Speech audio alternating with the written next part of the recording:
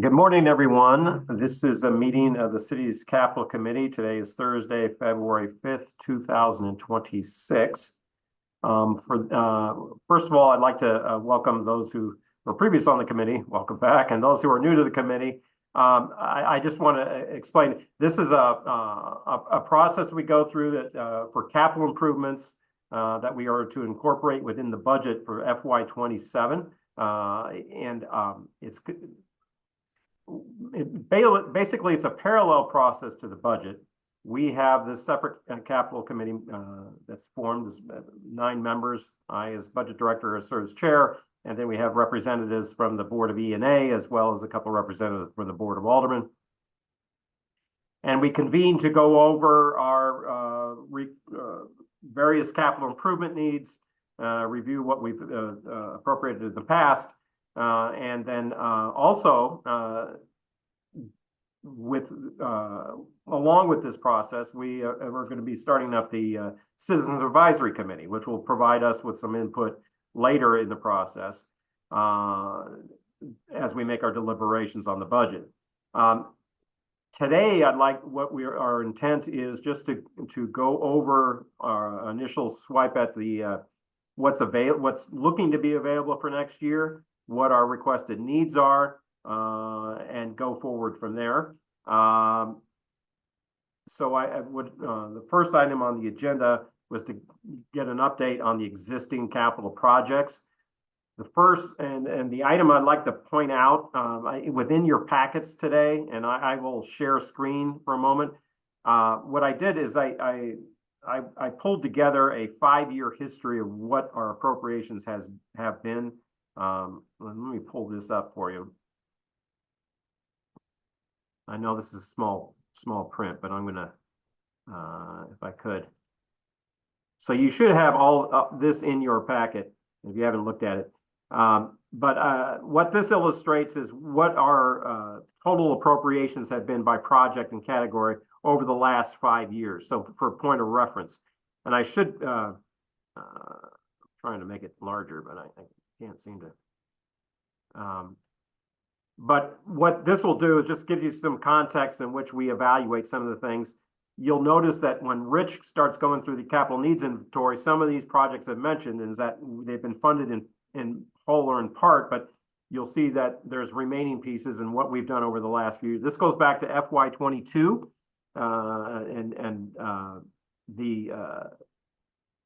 the funding goes back to FY22 and it goes forward. FY22, there was a supplemental appropriation in FY22. FY23, a supplemental appropriation in FY23. Then you have the general obligation bond funding in FY23. Then the FY24 budget, FY25 budget, and FY26. I've also included in the far right-hand column what the appropriations of capital were from ARPA. Just again, that was supplemental to all our other capital needs, and just to give you an idea of what was appropriated. And I also included within this, just for context, a line what our appropriations for St. Louis Works, because that is in fact capital, although it's separate from this process. And so in total, you can see this is in total is almost $500 million here, 520 or just over $500 million, $521 million. Including 164 million in ARPA and the remaining through their capital budget appropriation. Hey, Paul, just before you get too deep into this, we're still looking like we're in a practice session. Are we going to come out of practice session?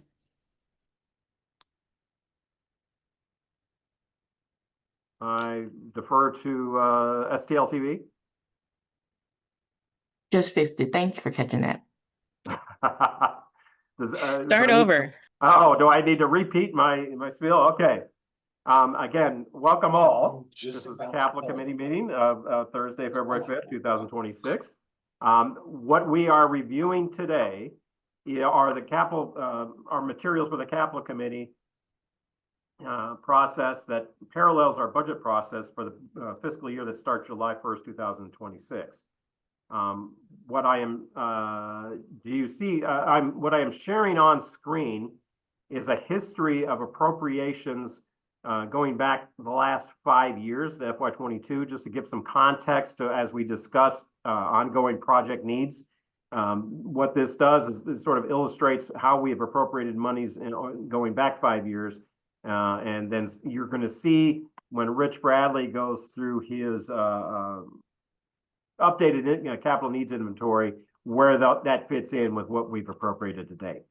And as I mentioned, over the last 5 years, we've got appropriations totaling $521 million.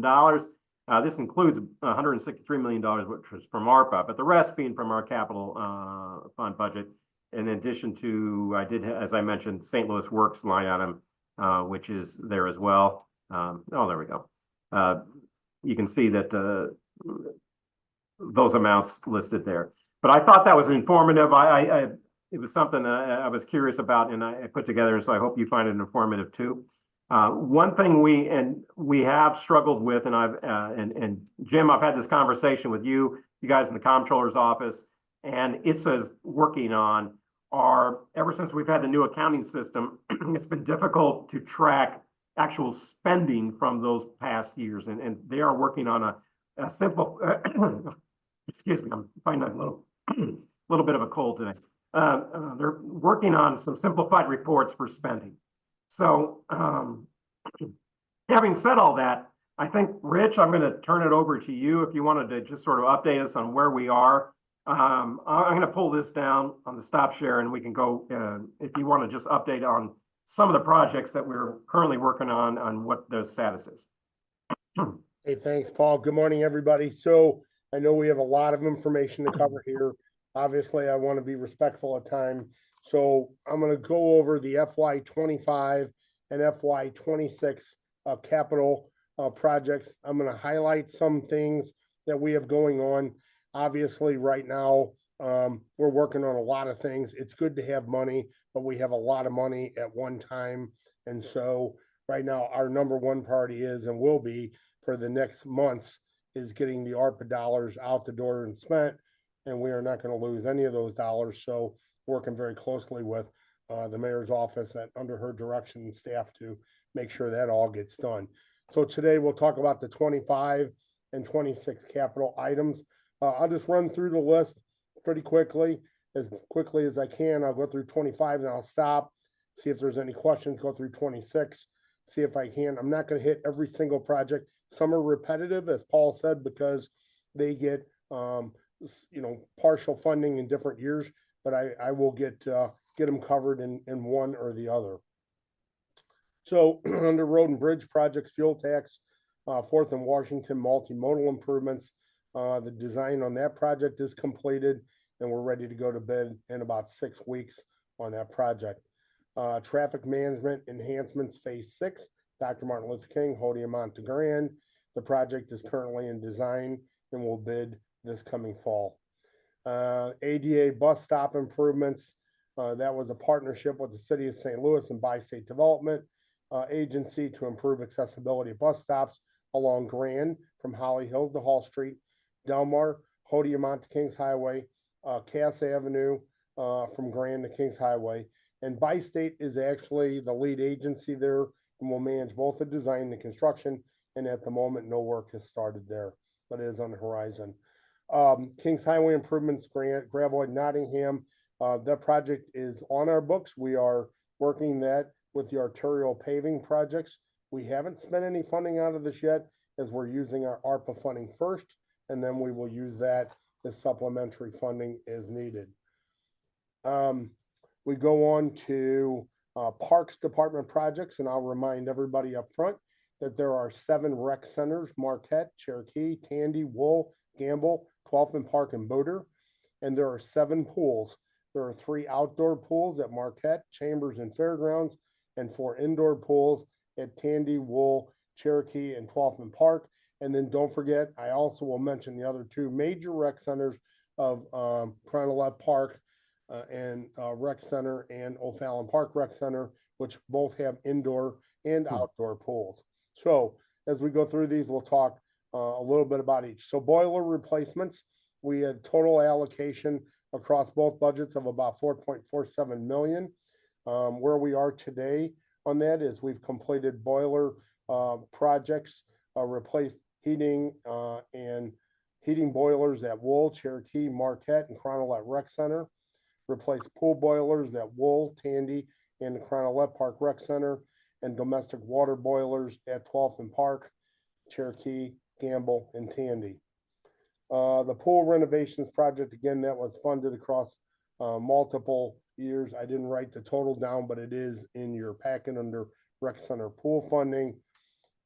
At Tandy, we replaced supply and return lines, upgraded chlorinators and filtrations, repaired pool cracks, and sealed those pools. Very similar at Marquette, replaced pool piping and pumps, upgraded chlorinators and filtration systems. Pool crack repairs and sealing was also completed. Hey, Rich, I'm sorry. would it be helpful if I pulled up, which list are you going off of? Are you going You off? can. It's 2025. I'm just running down FY25 right now. So if you want to Okay. show the capital for that, you can. Yeah, I can pull up this year's, I mean, 2026, current fiscal year? 25 first. Oh, 25 first. Okay. I'll pull that up. So just so we have some point of reference. Go ahead. Sorry. Yep, no, it's fine. 12th and Park Rec Center, replace pool pumps, motors, strainers, actuator valves, upgraded the chlorinators in the filtration system, pool crack repairs and sealing, as well as miscellaneous electrical pool repairs. So you can see that a substantial amount of work is already working on those pool repairs, and there's still more to go. But at this time, that's what has been completed to date.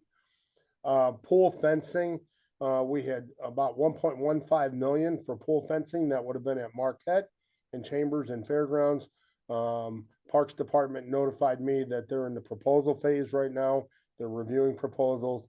As soon as we get an acceptable proposal, we will start the work on those three. And that was decorative fencing at those three outdoor pools. Soulard Market, to date, put about $5.7 million in capital funding in that program at Soulard.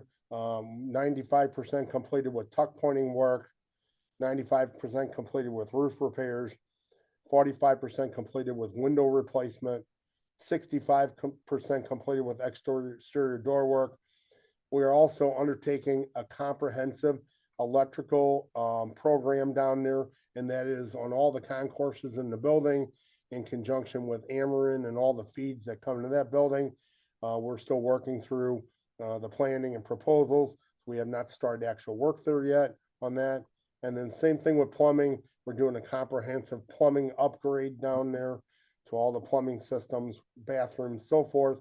And again, that is in the planning phase, design phase. So we have not started that. About $5 million so far of work has been completed down there. So a lot of good things happening. HVAC upgrades at rec centers. We had about $1.8 million in capital funding. At Gamble Rec Center, replaced 2 rooftop units, a 35 and a 20-ton unit. At 12th and Park, we replaced 2 rooftop units. Sorry, stay with me. At Marquette, we did extensive hot water heating pipes replacement, convectors and fan coil units. Cronolette Rec Center, installation of rooftop units for the gym, pool dehumidification units, repairs, a loop pump replacement, steam generator replacement for the sauna, and some other miscellaneous piping for the HVAC system. At the O'Fallon Park Rec Center, miscellaneous repairs to the HVAC system were completed, as well as the pool dehumidification units were repaired. And then at Wool Rec Center, replaced air cooling chillers in process. I'll jump down to the fire department. We had a Quint 107-foot hook and ladder. It's ordered. We're waiting for the delivery. We had a Quint 75-foot hook and ladder. It's ordered and waiting for delivery. And the Quint refurb boxes are in process. And I would believe we're relatively close to being completed with that. That was a renovation project for the Quint fire trucks. Under the police department, the substation electronic door controls, North Patrol, Central Patrol, South Patrol. We have a proposal and we will begin work on that shortly. The academy replace HVAC unit for 1 front office, 2nd floor is in progress. hydronic boiler heating, replace North Patrol, Central Patrol, South Patrol, completed. South Patrol Division, replace water boiler, water heater tanks, completed. Police Department Headquarters, replace uninterrupted power supply, completed. We drop down to municipal buildings, other municipal buildings, the medical examiner, replace air purification unit, completed. Medical examiner, replace 2 refrigeration units, evaporator and ventilation, completed. Central industrial garage welding equipment and ventilation is in progress. City Hall bathrooms, I'm sure this is one that will get everybody's attention. That is about 15% completed. Those are 4 restrooms on the southeast corner on the first, second, third, and fourth floors. And they are anticipated to be back up and in service in about 8 to 10 weeks. So we're working there and we'll get those completed. Circuit courts and circuit attorney, courtroom modernization, we had given about 2.2 in capital funding. Phase 1 is completed. About $409,000 in electrical work, and then $746,000 in sound and system upgrades in those courtrooms is completed. Family Court and Juvenile Detention Center, replace the annex roof, is completed. Circuit Attorney, upgrade audio, video, 3 conference rooms is in process. About $73,000 of the $120,000 has been spent so far, and that's anticipated to be complete in the next couple months. And then body worn cameras and integration, infrastructure, new server, Circuit Attorney, that is completed. ITSA, both items are in the planning stage at the moment. The register, fireproof document storage, the room 422 has been identified, and staff is working with the register to identify a program and then construction of that work. Currently, we need to move the people out of the room before the work can begin, so we've been delayed just shortly, but thanks to Public Safety and the Building Division for vacating the room for the register. The comptroller, telecom system replacement, about $6 million was put forward to that program. That program is in process. And then I think that's all I have to report. Miscellaneous building repairs for $1.5 million. We have spent the majority of that funding on electrical, mechanical, water leaks, roofing, just about anything you can imagine that pops up over the course. And I would say at this point in time, 95% of that funding has been allocated. So I'll stop there and take a breath and see if there's any questions on FY25 before I do 26.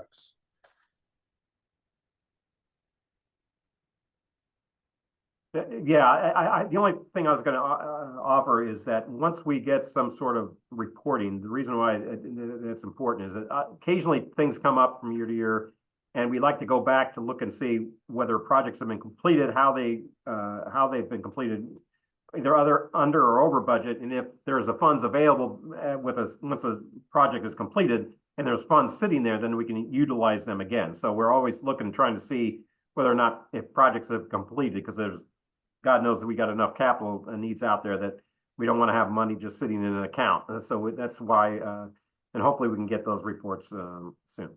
So, thank you, Rich. So I'll reiterate the point that you made in the beginning, Paul, for all the years of doing this up until the new system came on board. We received a monthly report from comptrollers. It listed all the funding sources, accounts by item, and every PO or contract listed underneath. And so at any snapshot of a 30-day window, I could tell you what was budgeted, encumbered, spent, and available. Unfortunately, the system today, the way it works is you have to extract things by project number. It is very cumbersome and tedious. And so it's very difficult to get to these numbers and figure out in easy terms what you have left. Okay. You want to throw 26 up, Paul? Sure. Please. Yeah, let me see if I got it here without.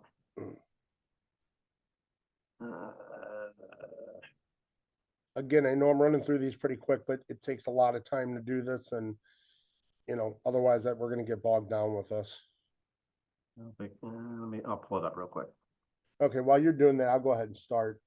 So FY 26 capital budget, right at the top of the list, road and bridge project fuel tax, Cass Avenue improvements. We have put about $4 million in match share towards a $21 million project.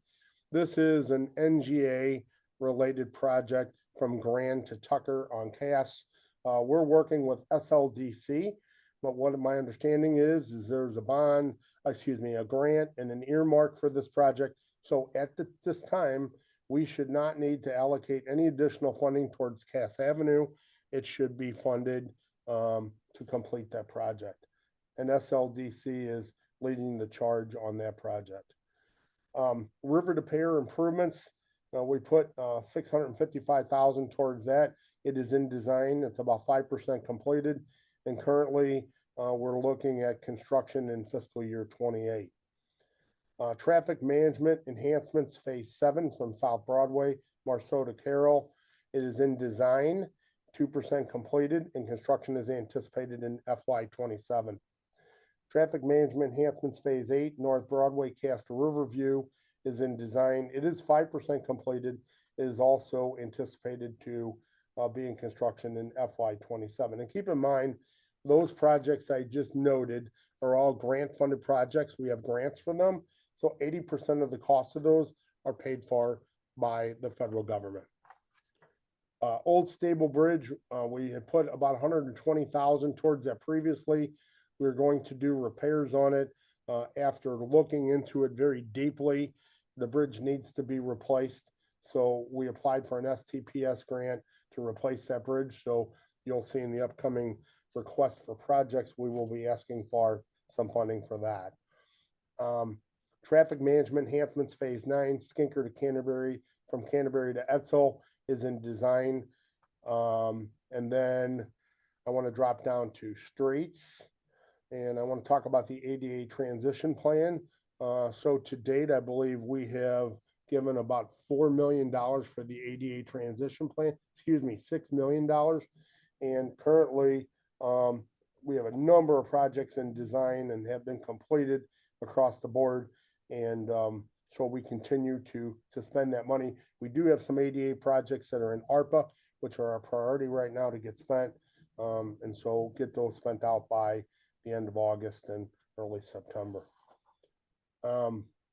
Recreation center upgrades. So recreation center upgrades were at Wool. Electrical upgrades were at Wool is 100% complete. Cherokee is 100% complete. And Marquette is 75% complete, pending a switchgear update from Ameren. Public safety, fire department, EMS vehicles, 820,000. Josh is on the call, and I will introduce him at the end of my spiel here. But Josh had a meeting with fire yesterday. This is for ambulances. He is working with fire on their needs for these vehicles as well as all the other fire department vehicles. Courtroom modernization courts. Phase 2 contracts are signed and the work is currently being scheduled. These projects are a culmination of work with the court administrator, Amanda Sadamka, and my staff and facilities. Some are managed by them, some are managed by us, and some are a hybrid. Civil courts building facade repairs, $825,000. The design is completed and we're ready to start construction. Again, this is one where you're going to see we're going to ask for funding for a number of years going forward.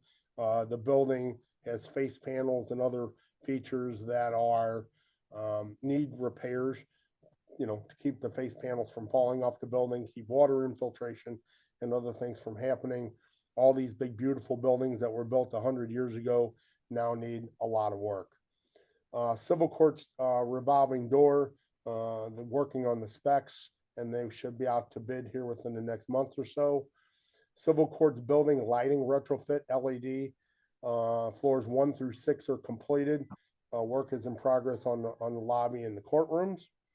Carnahan Courthouse steps, waiting on a PO from comptroller and then start work there. Courthouse service elevator modernization is in the proposal stage. Carnahan Courthouse drinking fountain replacements waiting on a PO, and we'll start work there. Circuit Court's uninterrupted power supply, working with the courts to find some additional funding.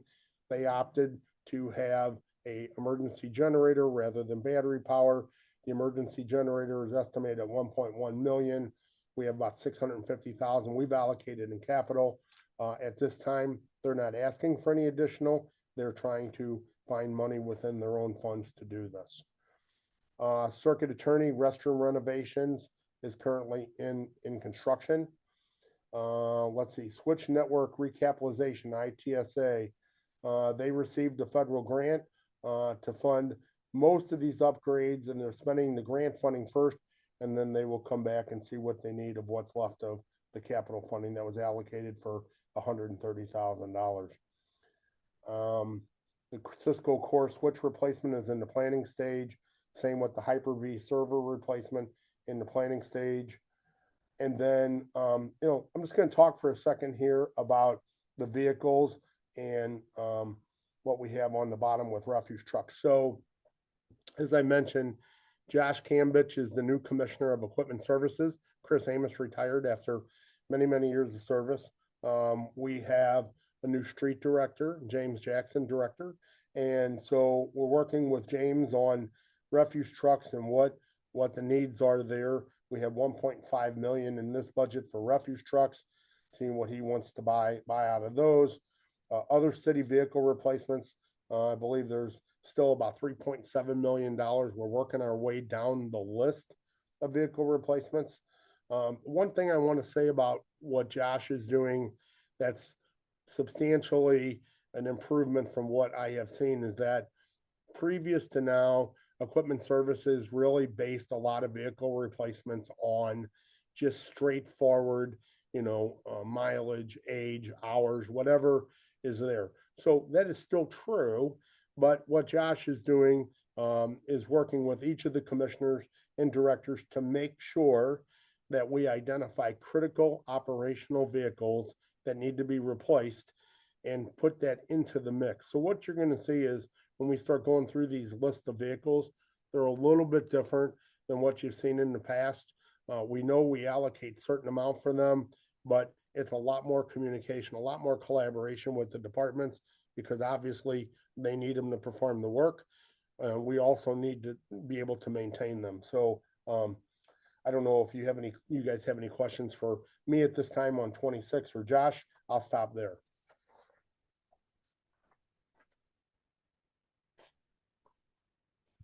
Well, I appreciate it.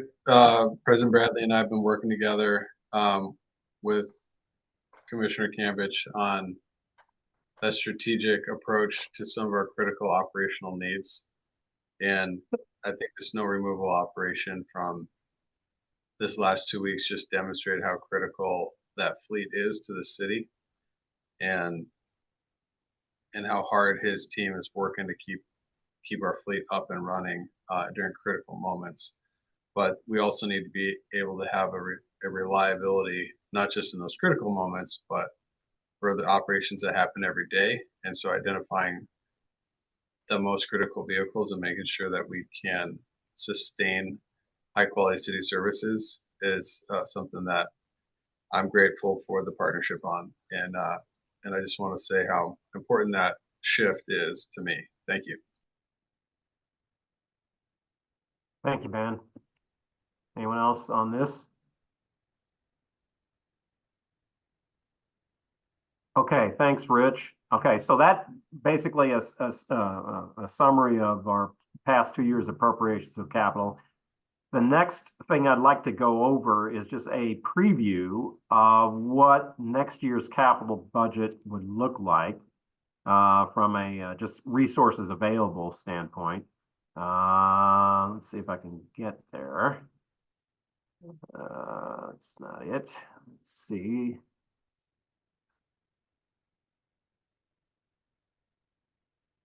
Here we go. And I will start sharing this.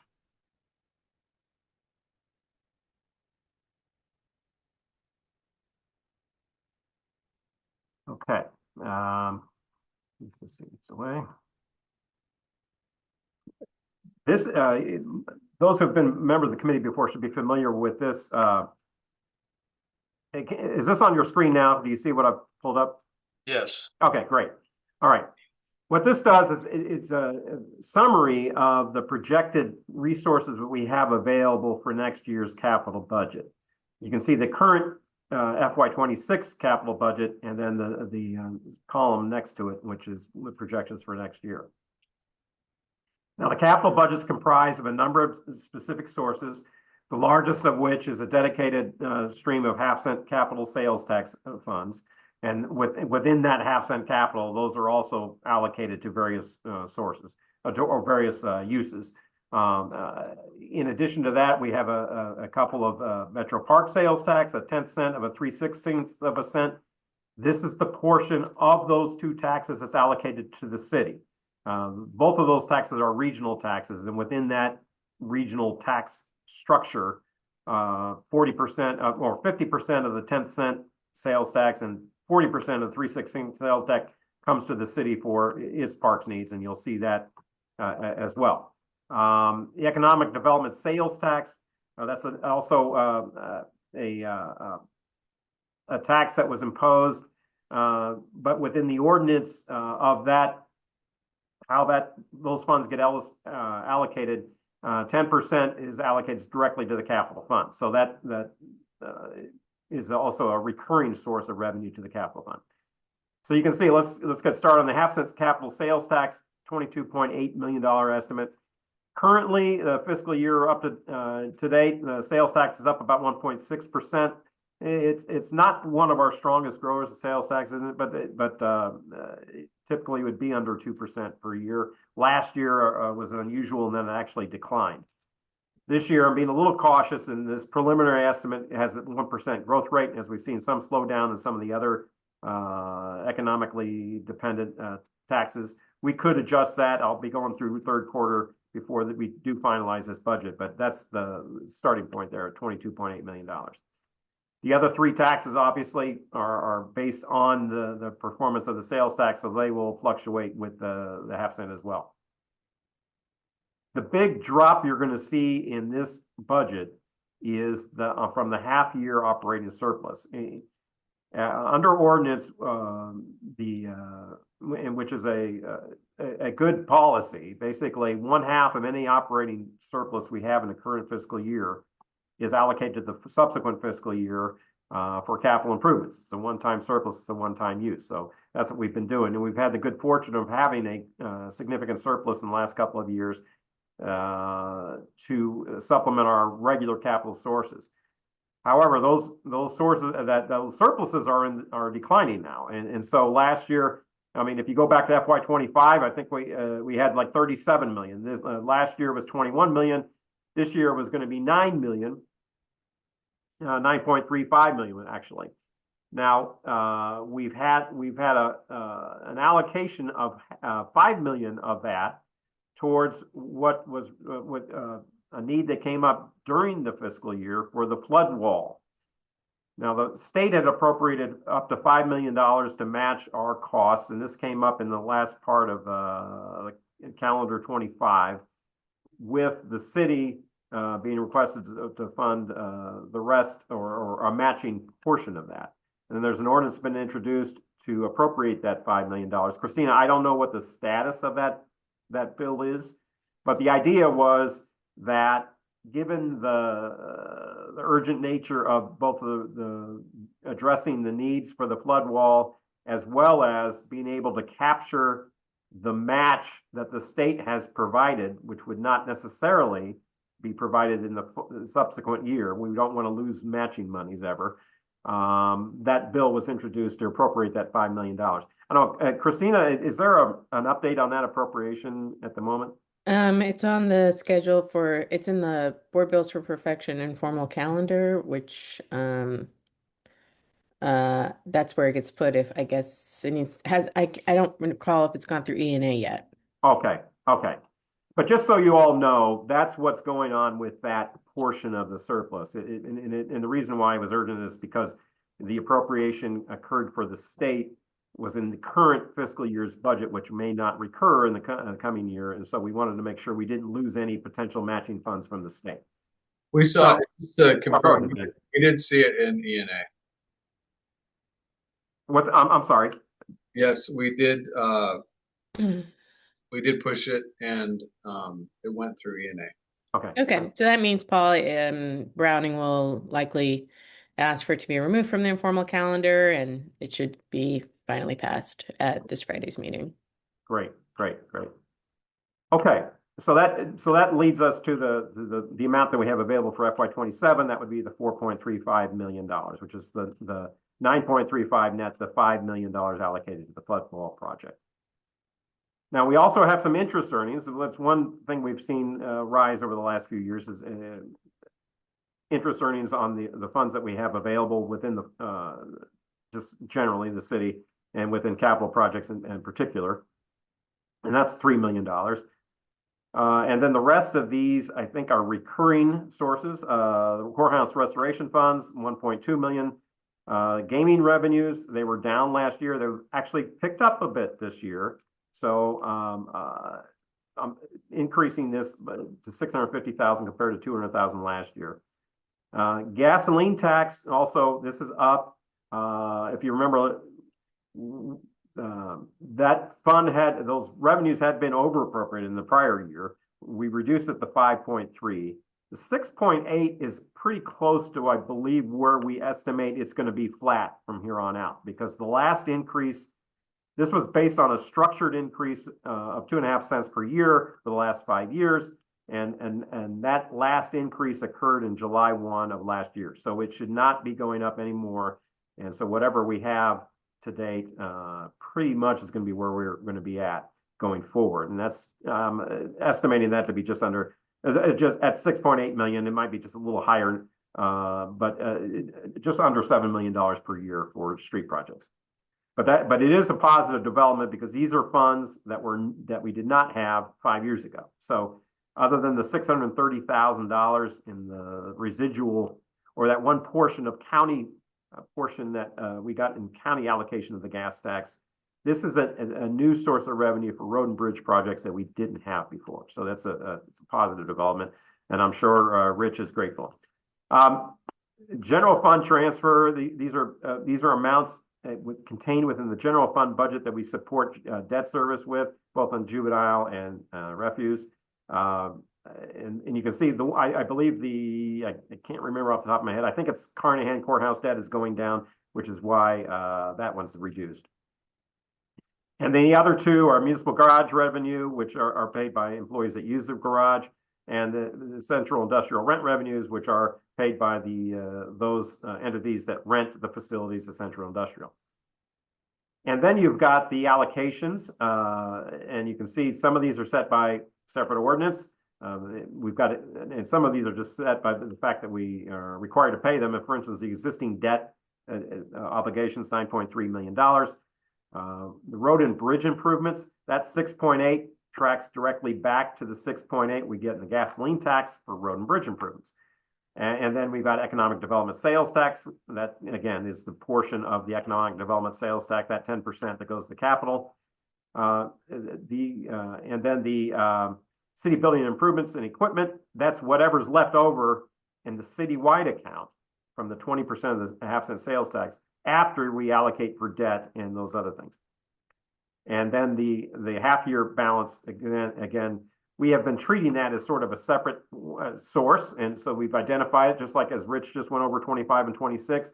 I would expect within the exhibit, we'll have a $4.35 million allocation. And that's something that we're going to have to decide once we go through the inventory, how we want to allocate that amount.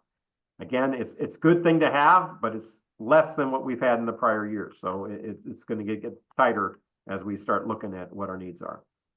The other items on this list, engineering, design, and administration, this $1.3 million, this covers street department salaries and BPS design services. That's a fixed dollar amount that's allocated. It comes off the top of the half-cent sales tax. Ward improvements, that's the 50% of the half-cent sales tax that's allocated to the ward accounts by ordinance. And then the major parks, et cetera, those are both its share of the half-cent sales tax, as well as those Metro Park shares that will need to be allocated. And the rec center improvements, that's the 3% of that 1/2 cent sales tax that is allocated for rec center improvements. And the police department allocation is the 10% of the 1/2 cent sales tax.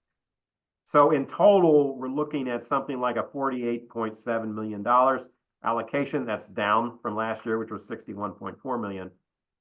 And of course, the details need to be worked out, and that's what we're going to be looking at over the next month and a half or so to come up with a recommendation.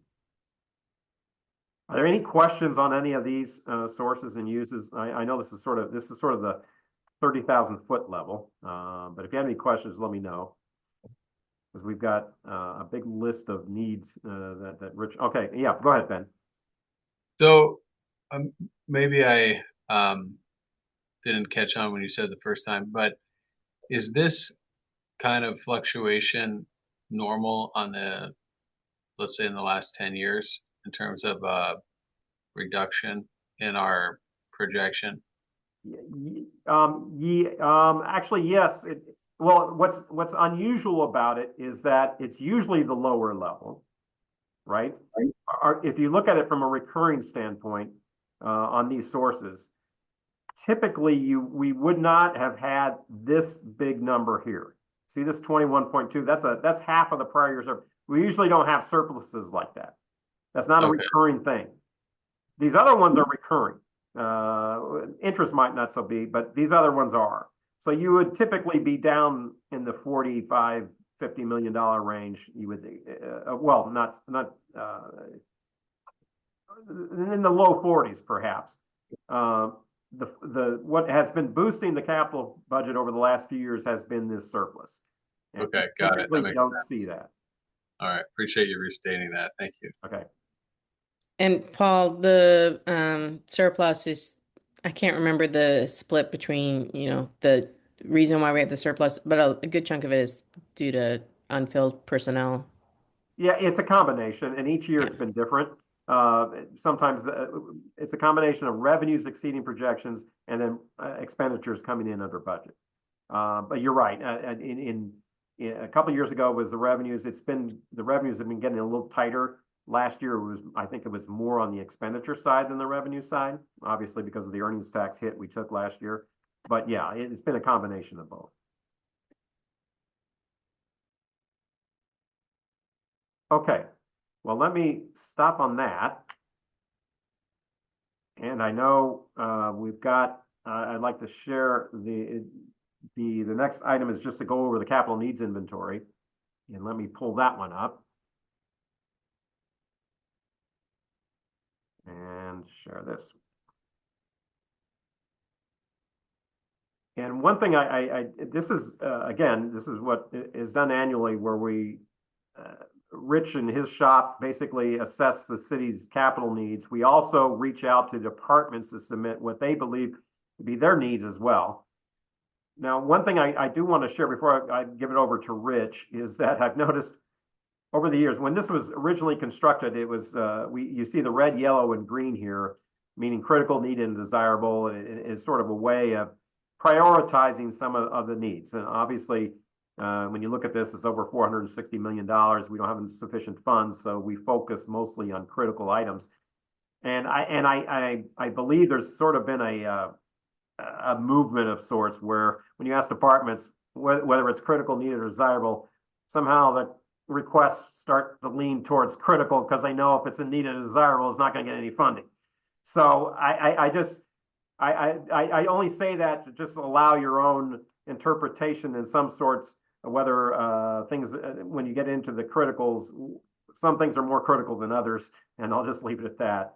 But Rich, no, go ahead. Sure. I think I've noticed, we've been noticing this trend over the past couple of years, so I am interested in hearing ways that we can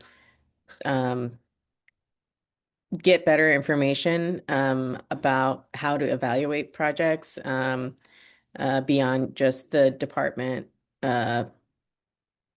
self-ranking. And one of the things I'd be interested in learning more about is how projects would lead to reduced expenditures in other areas, such as utility costs, and being able to motivate department heads to identify those kinds of projects, or for us to do more citywide improvements that could then, be earned back by the departments for capital projects. But just setting up the incentives so that we're um, uh, being more strategic and getting better information. No, I actually agree. And one of the things that we've always pushed, although it not always gets through, is that those items which have a particular benefit in terms of if you spend funds, you will see reductions in operating costs or promotes efficiencies elsewhere in operations. Those are always usually given a little bit more higher priority. At least in my mind, they are. And then also those funds, particularly when you talk about federal funding that's also available to match, or other grants that are available to match, those we give a high priority to as well. But yeah, I agree with you in terms of pushing departments to suggest that those things which need to be identified such that you can say, hey, if you do this, we are going to have this. We have the opportunity to realize operational savings, and we can demonstrate that. And I think the demonstration of that is important. I think because you can say that, but you have to be able to document it. And I always mention the LEDs conversion for the lights, because we can say, hey, look, we invested in these conversions from traditional lighting, and we have seen reductions in our electric bill, and that's something you can point to. And those kind of projects, I think, get a higher priority because of that. All right, without any further delay, I do want to just hand it over to Rich, and he can start us along this capital needs inventory. Thanks, Paul. So I do want to build on that comment just a little bit. I think that is definitely something we would love to do. I think what we try to do when we prioritize the needs that departments turn in is we look at what is an absolute critical thing that is either going to fail an operation, fail the city. It's going to possibly save some money somewhere along the lines.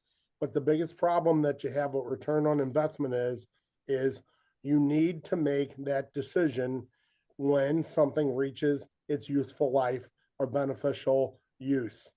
Unfortunately, we have gotten to a point with $460 million in critical needs and small funding where we really don't have a choice on many of these. So, a bridge has a 25 year useful life.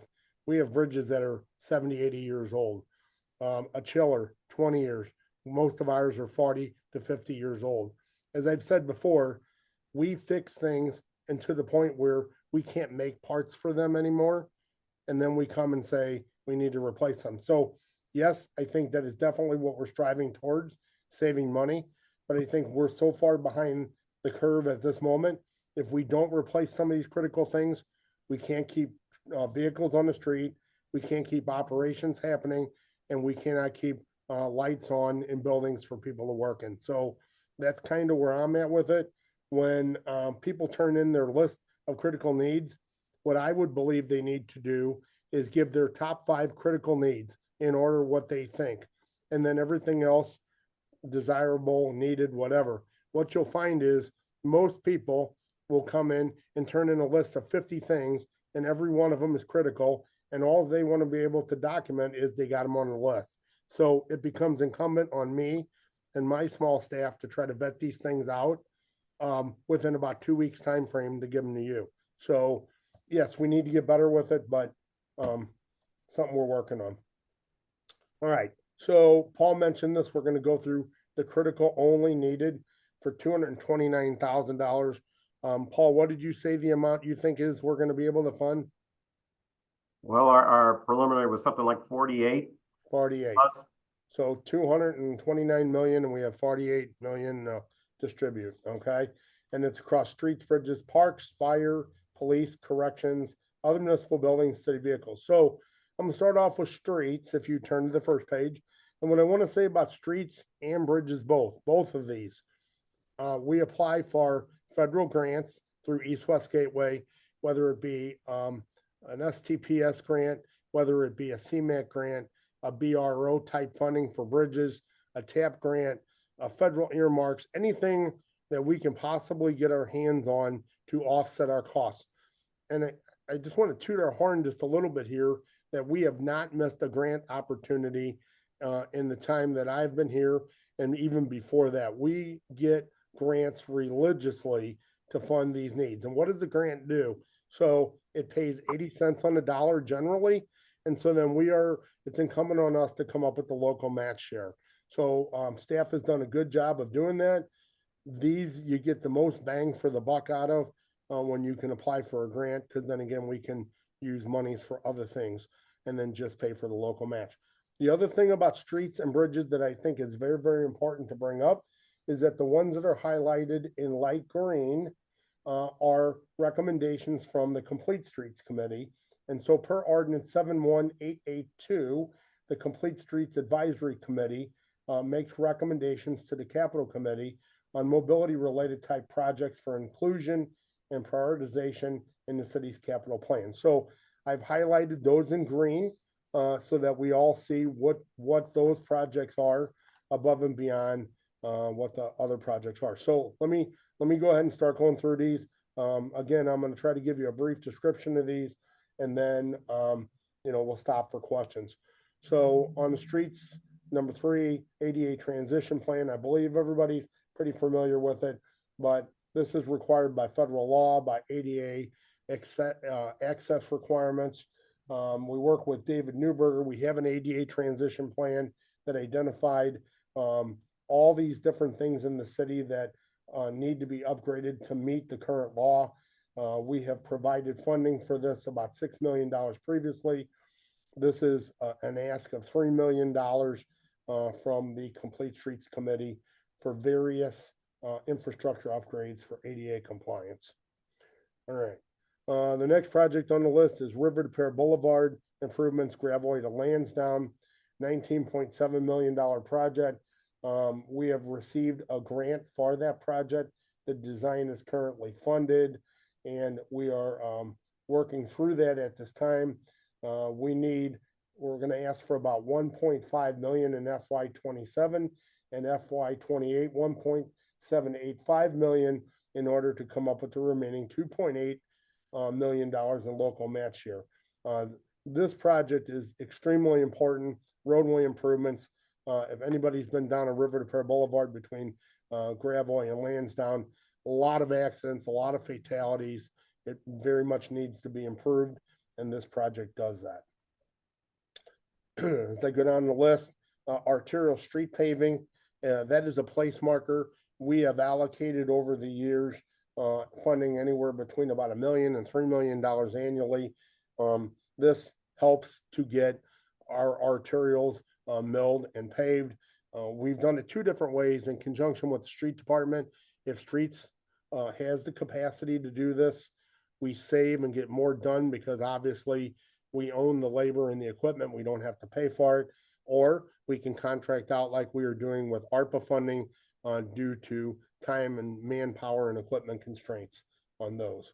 So anywhere between, I would say, $0 and $10 million would be a good ask for this cycle for arterial street paving.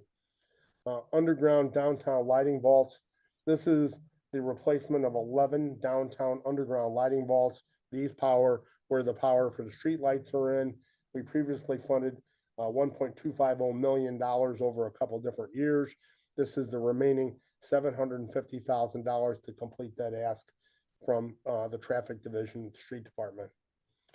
Signal timing and detection. We've also given funding for this previous to now. This would make up the final $1 million. What that is when you pull up to an intersection, there are either cameras or there are pucks or loops in the street which actuate the signals, and that those are all in the downtown corridor, particularly going beyond their useful life, needing to be replaced, and it cuts down on the the signals not functioning properly, response from traffic. They can be timed better to keep cars from idling longer. So it is a good project. Traffic management enhancements, phase 9, Skinker to Canterbury. Again, this is a complete streets ask project. And I will just look at what Scott's put on that one. We've received a CMAQ grant for that already. We've already received some funding for that one. We need $1 million for partial construction this year, and then $1,040,000 in 28. And so basically, this project will replace and modernize 20 traffic signals and improve signalized intersections and ADA facilities through the corridor between Arsenal Street. Let's see, this one right? Yes, Arsenal Street and Etzel Avenue, and evaluate lane changes and new sidewalk connections north of Rosedale Avenue. So a CMAQ project, again, a grant project. We're looking for about $1 million for FY27. On the next page, number 10, Christie Boulevard cycle track and pedestrian improvements, Holly Hills to Kings Highway.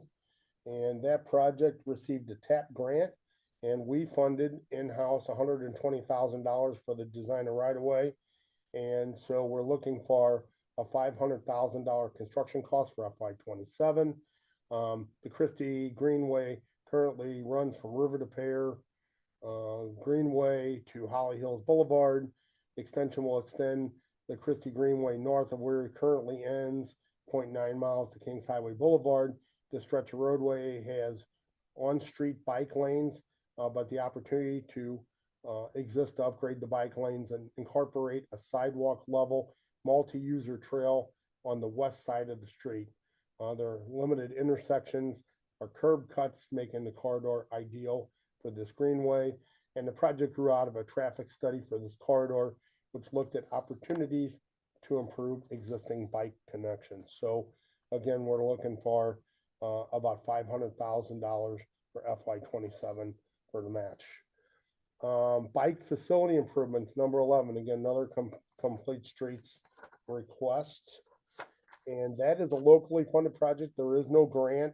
It's $1 million project. And basically that is, will include the restriping of existing bike lanes, newer replacement durable thermoplastic bike lane symbols, thermoplastic sharrows, updates to the city's installed bike facilities, which may have only conventional paint markings, added stock necessary features for certain bike facility elements like zebra delineators and flexible posts. May also include spot upgrades where feasible, such as enhanced crosswalk markings or green pavement markings in needed areas. And so again, this is a maintenance project, if you will, to maintain the expanded network of bike facilities within the city. And the ask for that project is $1 million. Number 12, flood wall repairs. So I put that project on here, even though Paul has outlined it as a priority up front. Wanted to make sure it's on the capital needs list.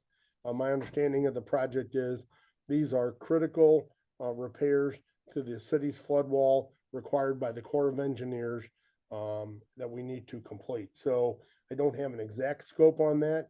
I believe it's in the board bill that was talked about. So again, that is very, very critical. We obviously want to maintain our flood wall for the city.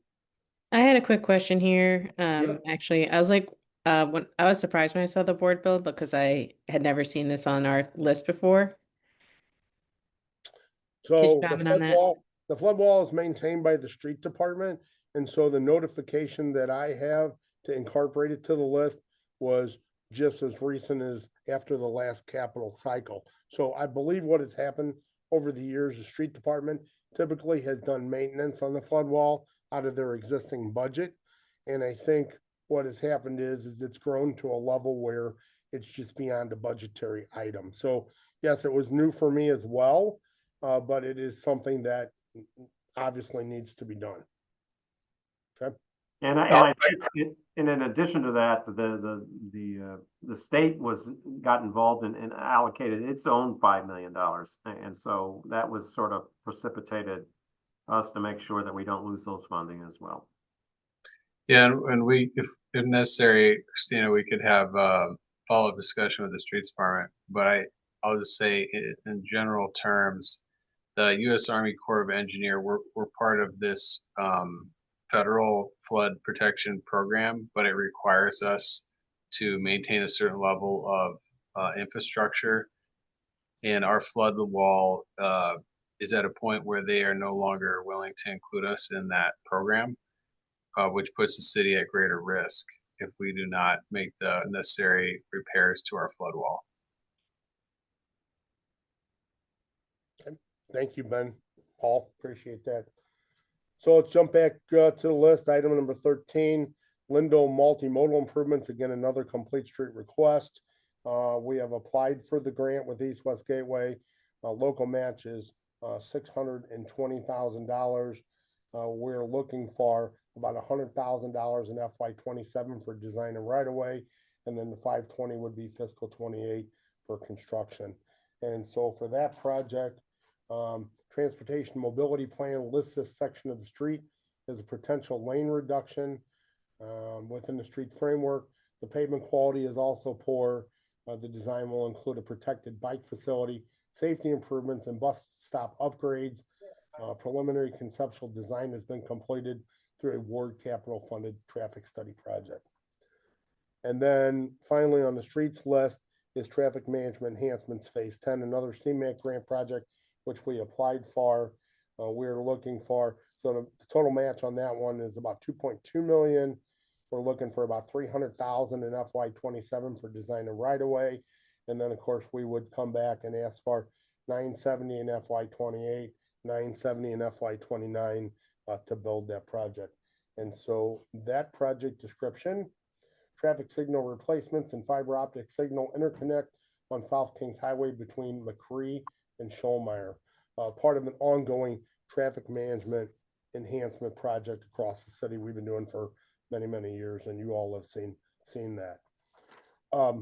Let me stop after streets. Questions on streets?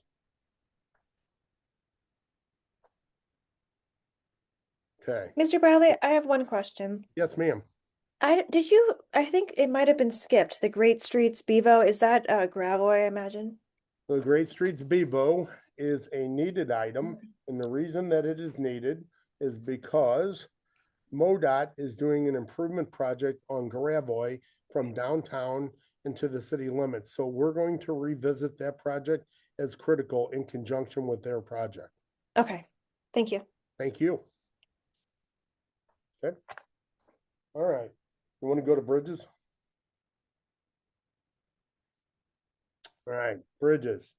So on this list has shrank down substantially over the years, but we do have a couple on here that are extremely important. So Compton Bridge, Mill Creek Rail Yard construction, the design is completed on the project. The federal match share for the grant only takes us up to about $17 million. The project is estimated at $27 million. We have put a local match share of about 4.5 towards it already. We also have a possible commitment from Wesley Bell for a congressional earmark for 2. So at this time, we're looking for an additional $3 million for the local match share for that project. Now, this project has been going on in design since about 2019. So there have been a lot of increases in costs and tariffs and different things that have come up here. And so, you know, the cost has just escalated over time. We are planning to bid the project relatively soon here. It's ready to bid now. We're waiting on a couple signatures from the governor on a piece of right of way. Once we actually get a bid, we can understand how much we need, but we are relatively sure if the construction estimate is $27 million, it's not going to come in at 21. So we're asking for an additional $3 million to supplement the construction of that project. And again, $17 million federal match share is a good match share towards a $27 million bridge. The next project is Columbia Southwest Bridge construction. That is a very similar explanation that the federal match share only takes us to about $6.3 million. We have about $2 million in match share from the Union Pacific Railroad already. And we also are looking for an additional match. Plus, due to staffing, we will probably need some funding for construction management of that project. And that project as well is ready to go to bid for construction. but we have one temporary construction easement that required to go to condemnation. It was the only way to get it. The courts ruled in our favor, and now we're just simply waiting for a number to pay the property owner so we can remove and replace their driveway apron before we bid the project. And then the only other critical project that is on bridges, well, there are two. I'll come back to the other one. Old Stable Bridge, which is Complete Streets recommendation as well. This is in Forest Park. And the description on that one is this bridge is approximately 600 feet west of Pagoda Circle, crosses over the waterways in the park. The bridge is currently 104 years old. Remember, I said bridges have a useful life of about 24, 25 years. We got our money's worth out of this one. So it's an off-system bridge, and it is not on a major roadway. And so we are going to reconstruct that. And so what we're looking for there is we have 120,000 already allocated from previous years. We don't need any match share from FY27 zero, but we will be looking for $660,000 in FY28. So that is on the horizon. And the last one that I really want to have a couple minutes to talk about is the old MacArthur East Vehicle Approach in East St. Louis. The MacArthur Bridge was closed to vehicular traffic in about 1981. In 1989, the city of St. Louis exchanged the MacArthur Bridge to the Terminal Railroad for the Eads Bridge. And so Metro runs under the lower deck. The city owns the vehicle deck on the Eads Bridge. The MacArthur Bridge belongs to Terminal Railroad, except the East Approach, which is still in East St. Louis, was cut off from the bridge in about 1989. And the bridge still sits there. The approach sits there. It joins nothing. It has no useful purpose. It never will. And so the demolition cost for the bridge was estimated to be about $3 million. And so working through an agreement with the mayor of East St. Louis, Mayor Charles Powell, Mayor Powell and East St. Louis would like to have that structure and the existing right-of-way in order to do some development within that area. And so there is currently a board bill going through the Board of Aldermen right now to give that structure as it is, which is a liability to the city and serves no useful purpose, to the city of East St. Louis at no cost. So when that's clear, we will pass that bridge over to them, and that will be $3 million saved by the city. So we're real happy about that one. Okay, questions on bridges? And one real quick one. Could you refresh my memory about on-system versus off-system? You mentioned the Stable Bridge was off-system. Yeah, it's just different pots of money, Paul. And so on-system bridges are generally on major arterials like Kings Highway, Grand, those type of things. Any off-system bridge means it's not on the East-West Gateway or MoDOT designation of an on-system road. So it comes out of a different pot of money.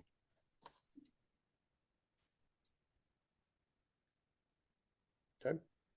All right. You want to jump to C, Parks, Recreation, and Forestry.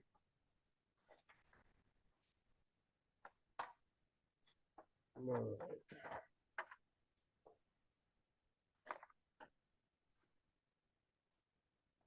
So we'll start with number one, Solar Market renovations. We have funded about $5.7 million previously in capital, as I noted.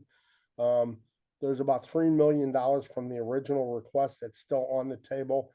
We've been doing partial funding for this project. Roofing, gutters, fascia. I don't need to read all the descriptions to you. They're on the capital needs inventory, but basically the balance of the project is for plumbing, window replacement, exterior painting, and any other unforeseens that would come up during that project. Pool renovations, again, we talked about all the pools across the city, and we've so far put about 3.5 million into this. And the notes, all the things that we've completed to date. 2.5 million is the remaining ask, and Kim notes that this should be the end of the ask for now. Again, we partially funded these across the board, so this could be a good candidate to do some partial funding for additional pool repairs. Merritt Brothers Park Comfort Station, the building is condemned and needs to be torn down and replaced. And so this would be the demolition cost and the replacement cost for putting this building back up in Barrett Brothers Park as a restroom comfort station facility. O'Fallon Park YMCA parking lot repairs. Again, the parking lot at the YMCA in O'Fallon Park is a sustainable feature. The edges fall into rain gardens. And so currently it's described here that the parking lot is in very poor shape. There's a lot of holes in it. That's crumbling into the rain gardens and becoming more unsafe as time goes on. This has been on the list before. And so we're looking at about $750,000 to repave that parking lot. The next one is repair and replace glass block exterior wall at Wool Center. About $3 million. This is a structural issue that's going on. The metal dividers are rusted and the wall's starting to bow, which never is a good sign on a structural wall.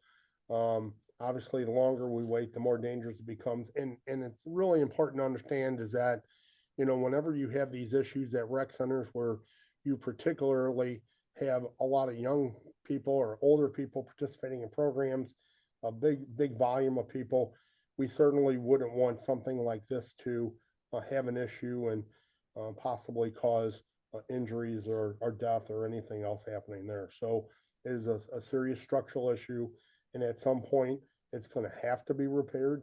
It's giving us warning now it needs to be. The jewel box glass replacement, $5 million. A lot of issues going on up there. We did replace some of the glass after the tornado that got blown out. But what this is really, again, a structural feature of the glass falling out and rusted metal frames and things like that. There are a lot of events up there, as you can imagine. And so obviously we wouldn't want glass falling out of the jewel box or wouldn't want it leaking in for a number of reasons. So again, this has been on the list for a certain amount of time. To me, I don't know that we would necessarily have to fund this in total. We could probably do this in phases, but if we get into structural system, I think it's going to be a one whole shot type project. And the next one is the Lau House in Cronolette Park renovations. Alderwoman Schweitzer's here. She can help me with this one if I miss anything. A very historical building in Cronolette Park, sustained major fire damage. And so the neighborhood organization, the Cronolette Park Advisory Board, Parks, the alderperson, alderwoman, and all of us have been working together trying to figure out ways to come up with funding to renovate that building and save it. Again, it's in a very deteriorated, fire damaged state. And so any amount of funding there would be beneficial to help this cause and get this building renovated and put back into its state of being able to be used. Clifton Heights Comfort Station and roof and deck repair, $750,000. The building again is condemned. Never a good sign, needs to be torn down and replaced. The alder has committed $100,000 2 years ago, but we still need to come up with the remaining $750,000 in order to tear the building down, complete the design work, and put a new comfort station in Clifton Heights Park. And then I think that might be all for parks. A new fitness, 13, next page. 13, new fitness equipment for all rec centers. This is a relatively new item for the 7 city rec centers. It would be replacing the workout equipment in those facilities, highly used by the residents, peoples in the neighborhoods. And then this one that's on here next, 14, under-counter ice machines for all rec centers.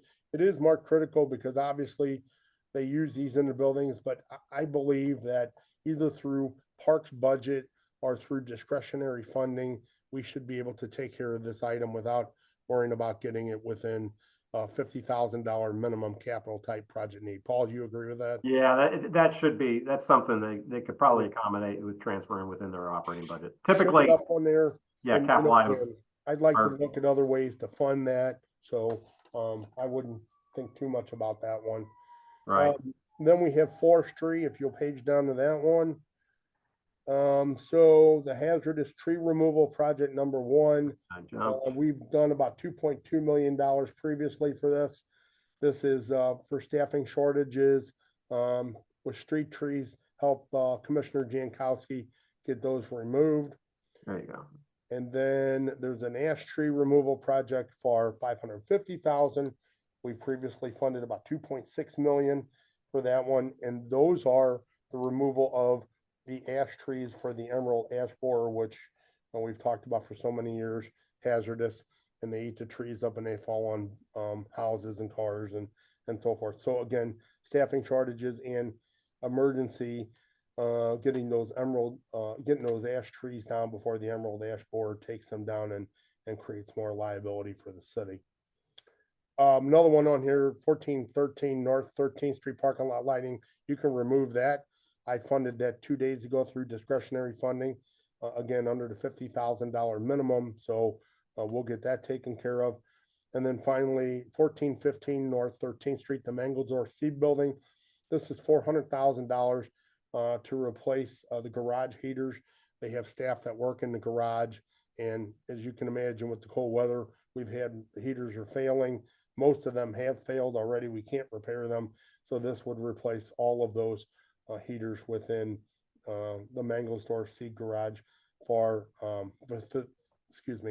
the forestry staff to work in that building. And I also have facility staff that work in that garage as well.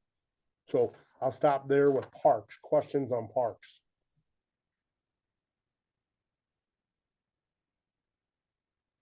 Okay. You want to go to fire department? All right.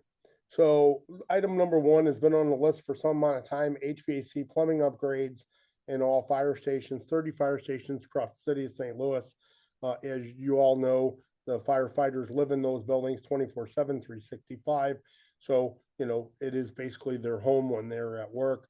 The last time we did renovations to major renovations for HVAC and plumbing these buildings was in the late 80s. And so there are many things that are failing. We are constantly there fixing plumbing problems, fixing heating and cooling problems, and so forth. This is a comprehensive project to come in, have a consultant look at all these and put together a program to do updates in all the 30 fire stations. Now, again, we could probably partially fund this and do a certain portion of them, look at which ones are the worst and try to do those. But they all need the work. It's just a matter of when we want to fund it.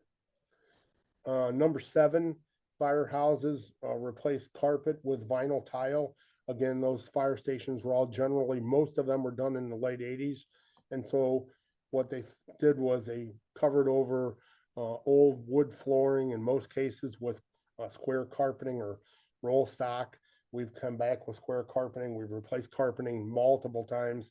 The folks, you know, eat and drink and do all these type of things. And the carpeting in most of these fire stations are, you know, as you can imagine, you come back from a fire and have to trudge through a room to get to a shower, drag all that dirt with you, or pretty dirty. We've cleaned them to the point where they can't be cleaned. This would put in a heavy duty vinyl tile in those bunk hall areas to keep them easily maintainable with a mop. You're probably asking, well, what about the other fire stations? Some of the older ones actually have terrazzo floors in them or had vinyl tile in them already that we've piecemealed together. So these are the remaining ones that need to be completed. The next item, number 8, all firehouse engine houses, fire station driveway aprons and driveways. And that one, there's $3 million concrete driveways into all the fire stations. Many of them are cracked, broken, sunken. We've done a lot of patching here and there. The problem is we pay, you know, millions of dollars for equipment, and the fire truck pulls into the driveway and the slab kicks up and damages the fire truck, which we've had multiple occasions. So these slabs need to be removed, reinforced, and put in heavy duty to support generally single axle, very, very, very heavy trucks. Number 12, training tower retrofits, $500,000. So basically what that one does is it makes improvements to the fire department training tower at Jefferson and Cass and allows them to do their practice up there, burn fires in the building. Got a description here from the fire chief, so I can pull it out real quick.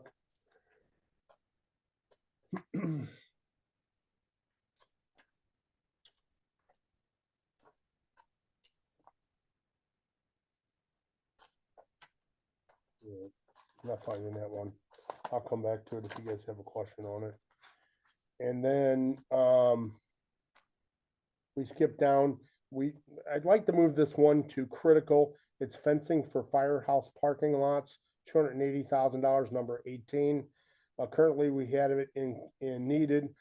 There've been a lot of break-ins in fire stations, so this would put, fencing around the remaining firehouse parking lots for the firefighters' vehicles around Fire Station 23, 28, 31, and 19 to prevent their vehicles from being vandalized or broken into when they are actually out on a fire call. And then finally, the last item I have for buildings there is EMS headquarters on Hampton. That building seriously needs a roof replacement. $550,000 is what we need to do it. We replaced many roofs with ARPA funding, but we just ran out of ARPA funding to do roofs. So this is this and one other fire station, which I am going to fund through other sources, is about what they have left to get their roof replacements. And then they should be good for the next 20, 25 years with roofs on their buildings. $500,000 for that roof replacement. Well, Rich, I'd like to just throw something out there.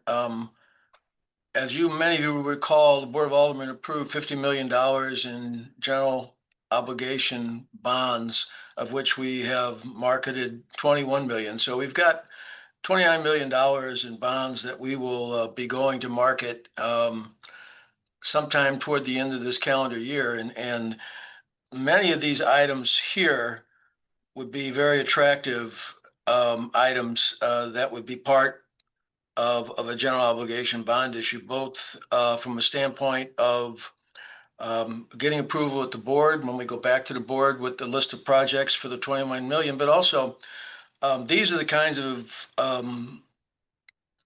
I guess repairs and spending on public safety that appeal to people who would buy our bonds. So just something, it's a discussion for another time, but I think that we may be able to provide some assistance there as for a lot of this critical brick and mortar for fire stations. So Jim, that is a great point. And, you know, as you recall, when in the early 90s, when we were doing fire bond issues, we were doing buildings, we were doing vehicles, and it gets a lot of play from the people. The folks love the fire department, so always willing to help out with that. So I agree with you. If we don't find funding here, those are good things. But we did a lot of work under ARPA on these buildings. So, you know, that would be another way to say, hey, we're good stewards of our money. We just need a little more to finish them up, right? I want to go back to the training tower because I pulled that piece of information. The tower opened in 1990, needs renovations to the burn room walls, block fireproofing, needs new burn rack cages for live fires. Heat sensors need to be replaced. Expanded steel stair treads are breaking, need replacement. Steel smoke windows and doors need to be replaced. Bathrooms upgraded.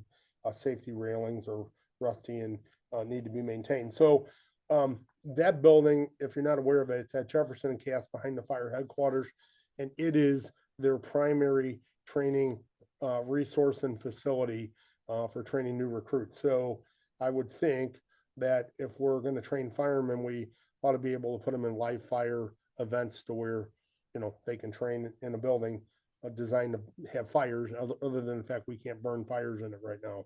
So let me stop with fire. Any questions on fire buildings? All right, so the next page is D2 fire department vehicles. And I'm not going to go real deep into this one because I kind of highlighted this in the beginning.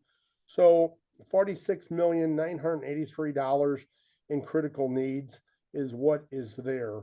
And so I want to tell you just that, you know, Josh is on the call with us. He can add lib to this at the end if he'd like to about all the vehicles. But basically what he's telling you, what he's telling us is that these are vehicles that are overdue for replacement.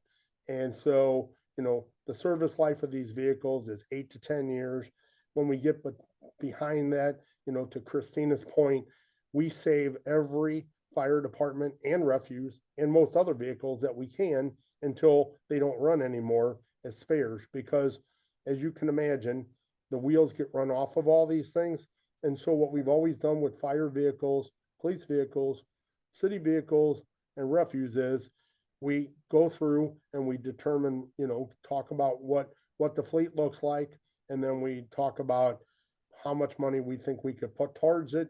We draw a line across here, and that's basically what you get. Now, on top of this, as I mentioned, Josh had a meeting with the fire department yesterday, so he has a generated list of the fire department up to, I believe, about $10 million in needs that he could present and say, these are the things that they're looking for, ambulances, command vehicles, quints, whatever. But we can go through that at the end a little more in detail if you guys would like to do it.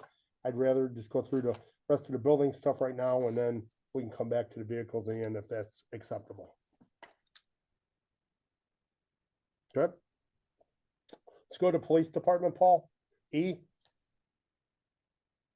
Yeah, I'm sorry. Yeah, that's fine, Rich. Yeah, my recollections on vehicles, particularly with fire, is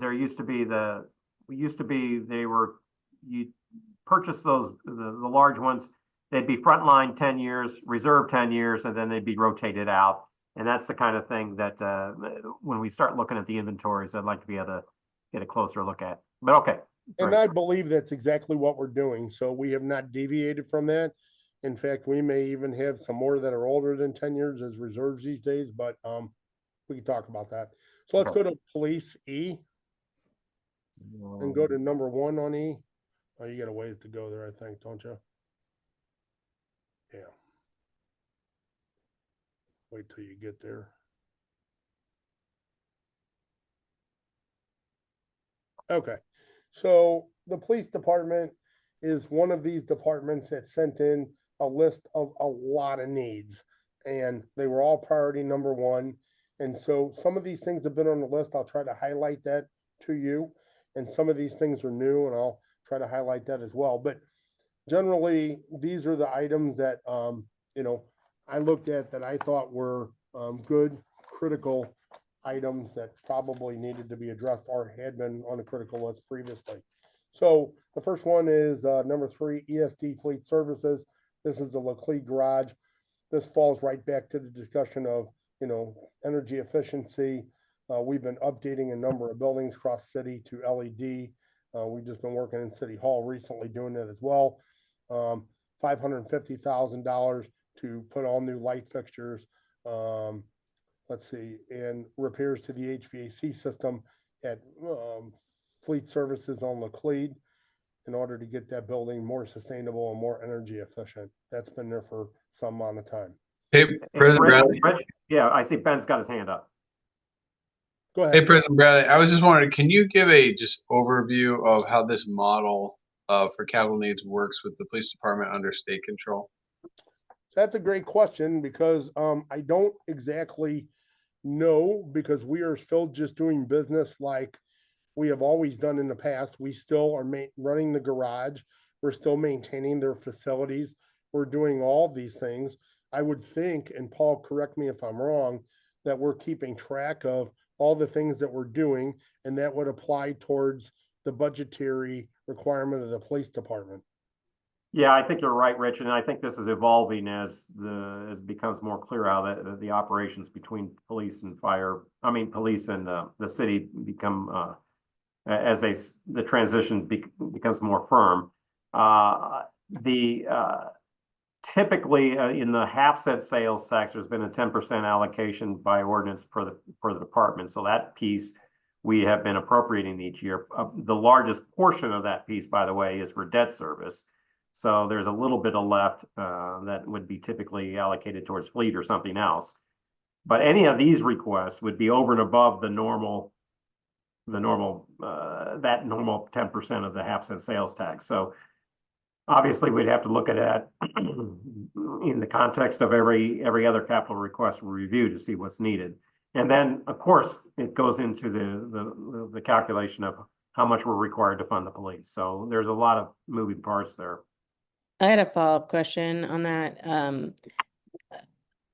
On the other side, which is our surplus from the police department part of our, is that a part of our, going back to the city for reallocation?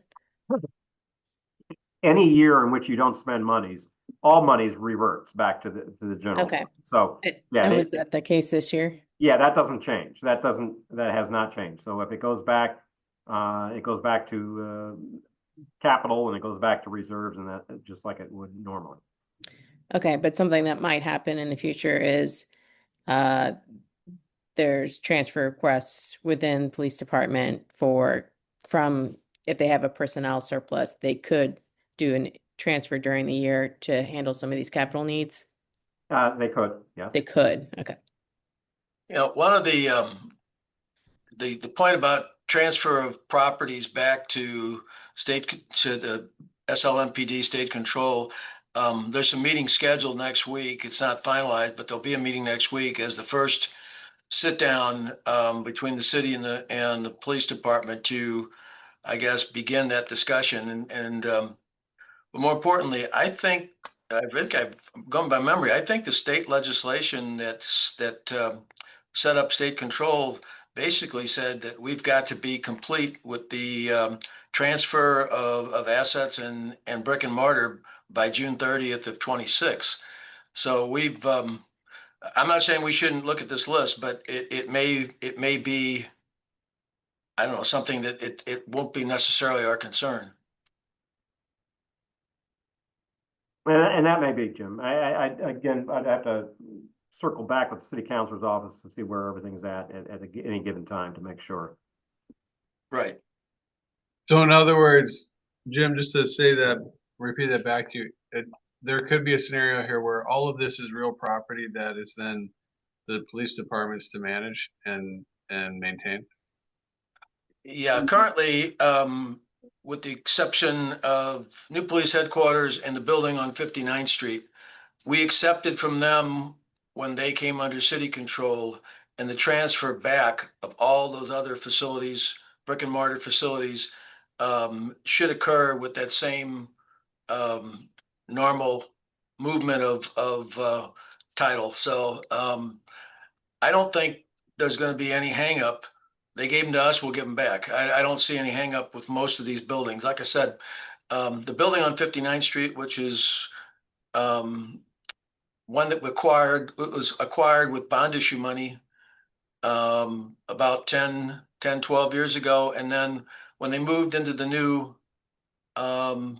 headquarters building, it was a combination of police department money, police foundation money, and bond issue money. So that one we're going to have to unpack, and it's going to take a little more time to figure out how we do that. Because I believe that 59th Street and perhaps a portion of the existing headquarters are collateralized still by the bonds that were sold to finance them. Thank you. So Jim, that gets a little more complicated, which I'm not gonna really get into here, but not only the brick and mortar, but what you have to remember is I have staff that work for the city in many of those buildings. So mechanics at the garage, facilities folks at all the police stations and so forth. So I guess the thought needs to be is whether that's gonna be an MOU between the city and the police board of, do we continue to do that? Or do they take employees? I don't know how that's gonna work, but something just you need to think about. Is this gonna, Exactly. yeah, I guess one similarity could be with the circuit court building, like we don't own that, but we have an agreement to support it. Well, actually, it's a city-owned building, but Oh, I okay, think that the courts have their own Use- people yeah, I think it's the other way, yeah. okay. It's a different, yeah. I don't want to venture too far into the operations side, because I think there's still a lot to be worked out with that transition, but yeah, but point taken in terms of what we need to consider when potential allocations of capital funds is something we absolutely need to take into consideration. Yep. So let me run through the capital list for police and then, just so that we all understand what the list is. So we talked about fleet services with the HVAC and lighting. We'll move down to the forensic, number 10, forensic lab. And so comparison microscope for 50,000. And that is a comparison microscope for the firearms section necessary to analyze bullets and casings and crime scenes. And so staff has 6 examiners. The unit has 4 microscopes to share. However, this is 3 of the microscopes have not worked, and this is the 4th that needs to be replaced, exceeding 10-year life expectancy. So it's a piece of equipment for the police in their investigation. 50,000. The next one, 11, is a gas chromatographer, chromatograph spectrometer for 120,000.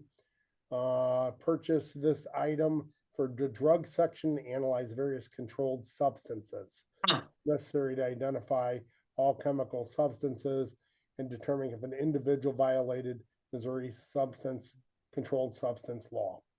So that one is 120,000. Then we're going to get into a series of HVAC improvements at a number of their buildings. So like 14, the Academy, replacing a 25-ton AHU. You look over, it is 50 years old and in poor condition. Again, as I mentioned, many of these things we cannot get parts for. We make parts, and when we can't make parts, they fail. 42 is a communications building, logging recorder. This has been on here for a substantial amount of time, $500,000. My understanding of what this is it logs the calls and catalogs them in the communications building. This is part of their 911 answering system. The number 53, Academy water-cooled HVAC unit, 15-ton unit, 30+ years old. 54, split system HVAC, 225,000, 30-ton unit, 40 years old.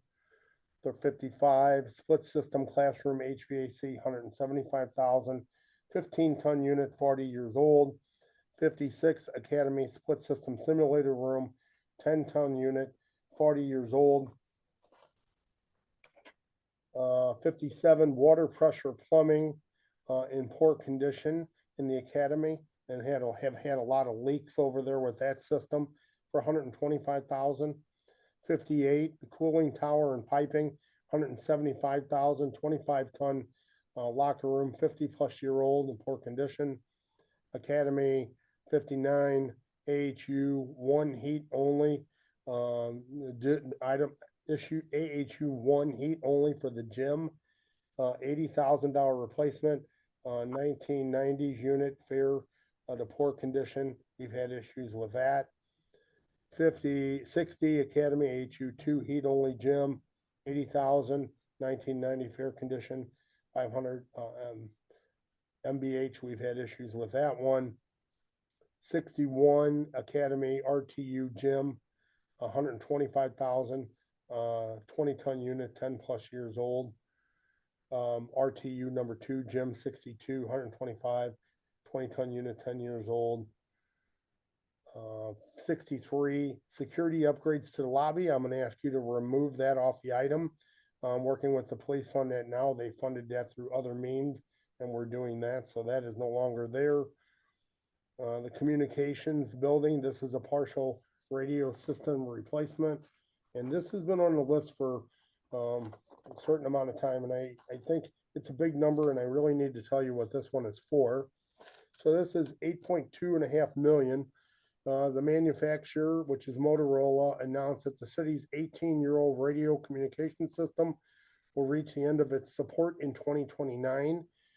This request begins a multi-year purchase to systematically replace that system.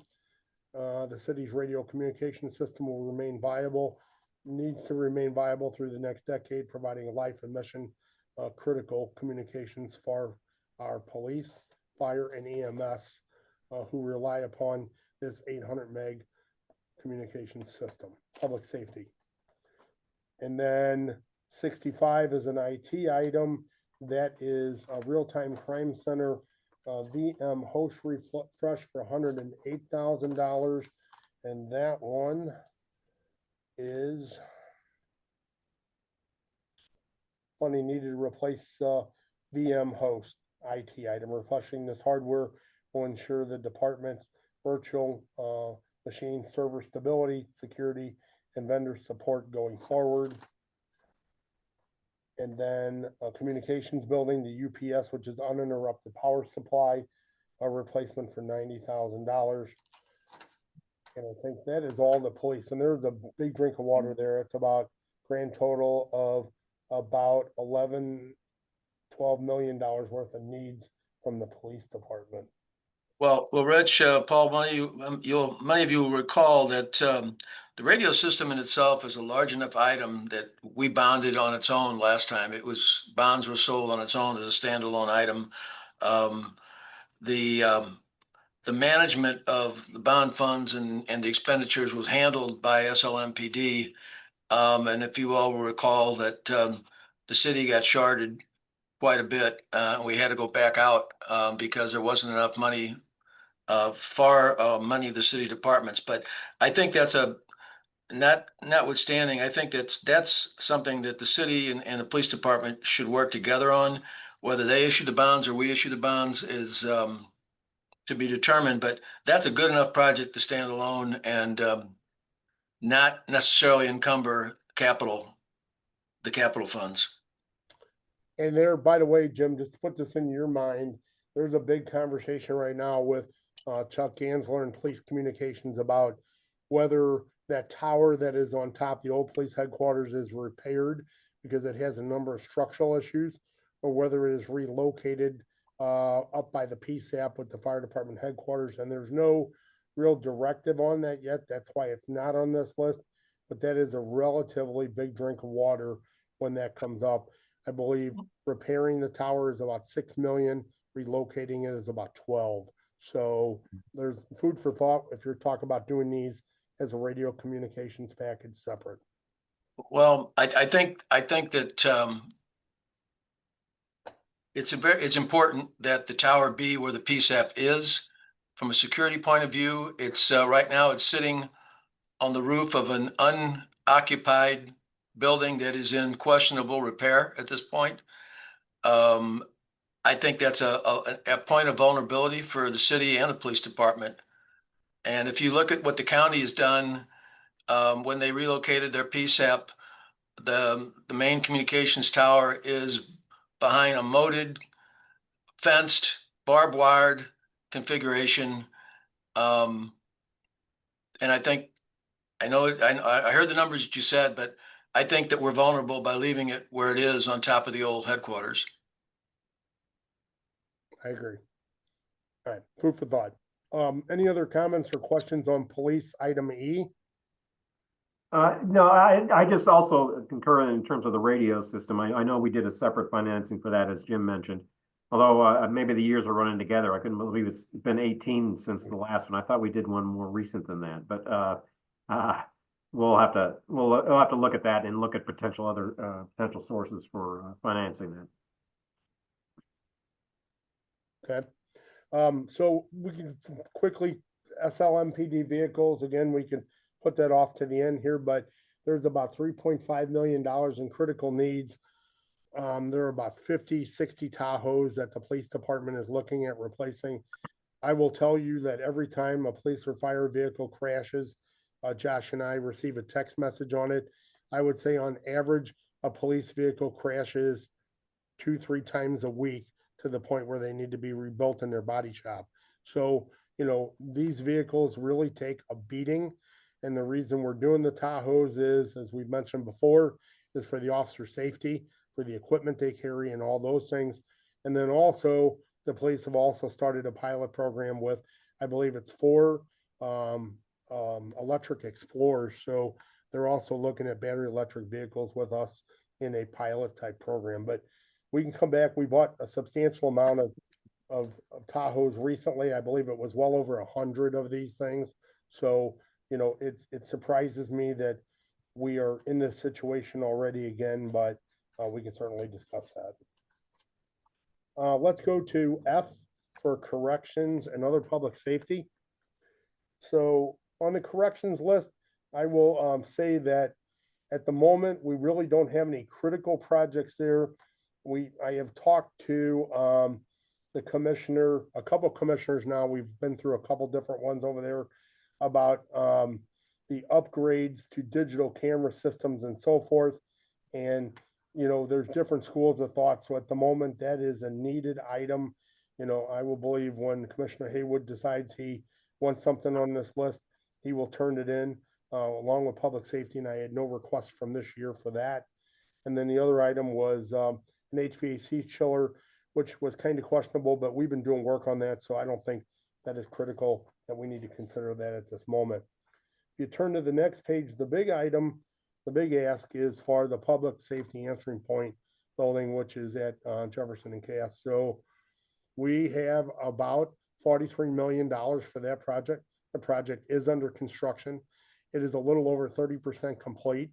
And what this $12 million that is here, it supplements the ARPA funding, the EcoDevo funding, capital funding, other funding that we put towards this for that $43 million to build the consolidated fire, police, EMS, 911, and SEMA answering call dispatch center behind the fire department headquarters at Jefferson and Cass. The $12 million represents two parts. $6 million of that is the remaining construction cost to finish the facility with all the internal furnishings, fixtures, etc., as well as whatever outside civil work needs to be completed outside of what the funding we currently have. And then there's $6 million in here, which is for the radio technology, consoles, all the stuff that needs to go in a 911 center, the technology portion to make this work. So that $12 million is going to become critical here relatively quickly at the end of this fiscal year. If we have the shell of a building and we don't have the operations on the inside, or we can't finish everything with the building to make it operational. So I'm going to see if there's any questions on that in particular, if I can answer any of those. That had some ARPA funding, correct? It did. It had Significant amount of ARPA almost funding? 25 million. Right. A lot. And that wasn't thought to be possible to be considered within that funding source, or? That's all allocated for the construction of the building already, and it's in process and will be all expended by September of this year. Okay, thank you. Yes, ma'am. We have also been allocating another portion of the Economic Development Sales Tax Trust Fund that goes to public safety. It's about 1.8 million a year to this project as well. And if you look at this year's budget, you'll see that item was for that, which I assume which also would be incorporated in the next year's budget. So that's another 1.8 or so, depending on revenues, that could be attributed to this project. Hey, Rich, can you confirm this is scheduled to be complete in spring of 27? Is that right? So the idea of it is it's scheduled right now to be completed first quarter of 27, but it's going to become critical to get this money at some point here in the next few months to meet that schedule. At some point, we have to finish the building and the inside of it. Right. I was just confirming the overall timeline. When you say first quarter, is that first quarter of fiscal year 27 or calendar year? I believe it's the first quarter of the calendar year 27.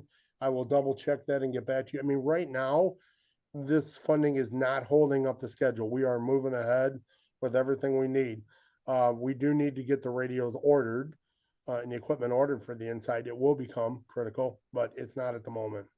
Yeah. Well, one of the things that I don't know is being looked at. I'm not part of this discussion, but I know that in the past, when we've had critical needs for radio equipment and consoles and that sort of thing, there is a financing mechanism from the vendors that we deal with. And yes, the interest rate is higher than if we bonded it out or we financed it internally. But if it's that critical, I hope somebody is looking at that $6 million worth of equipment that can be financed by whoever the radio vendor is at this point. Motorola. Well, I know that from the past, they've been open to that. Maybe that could shave that number down considerably.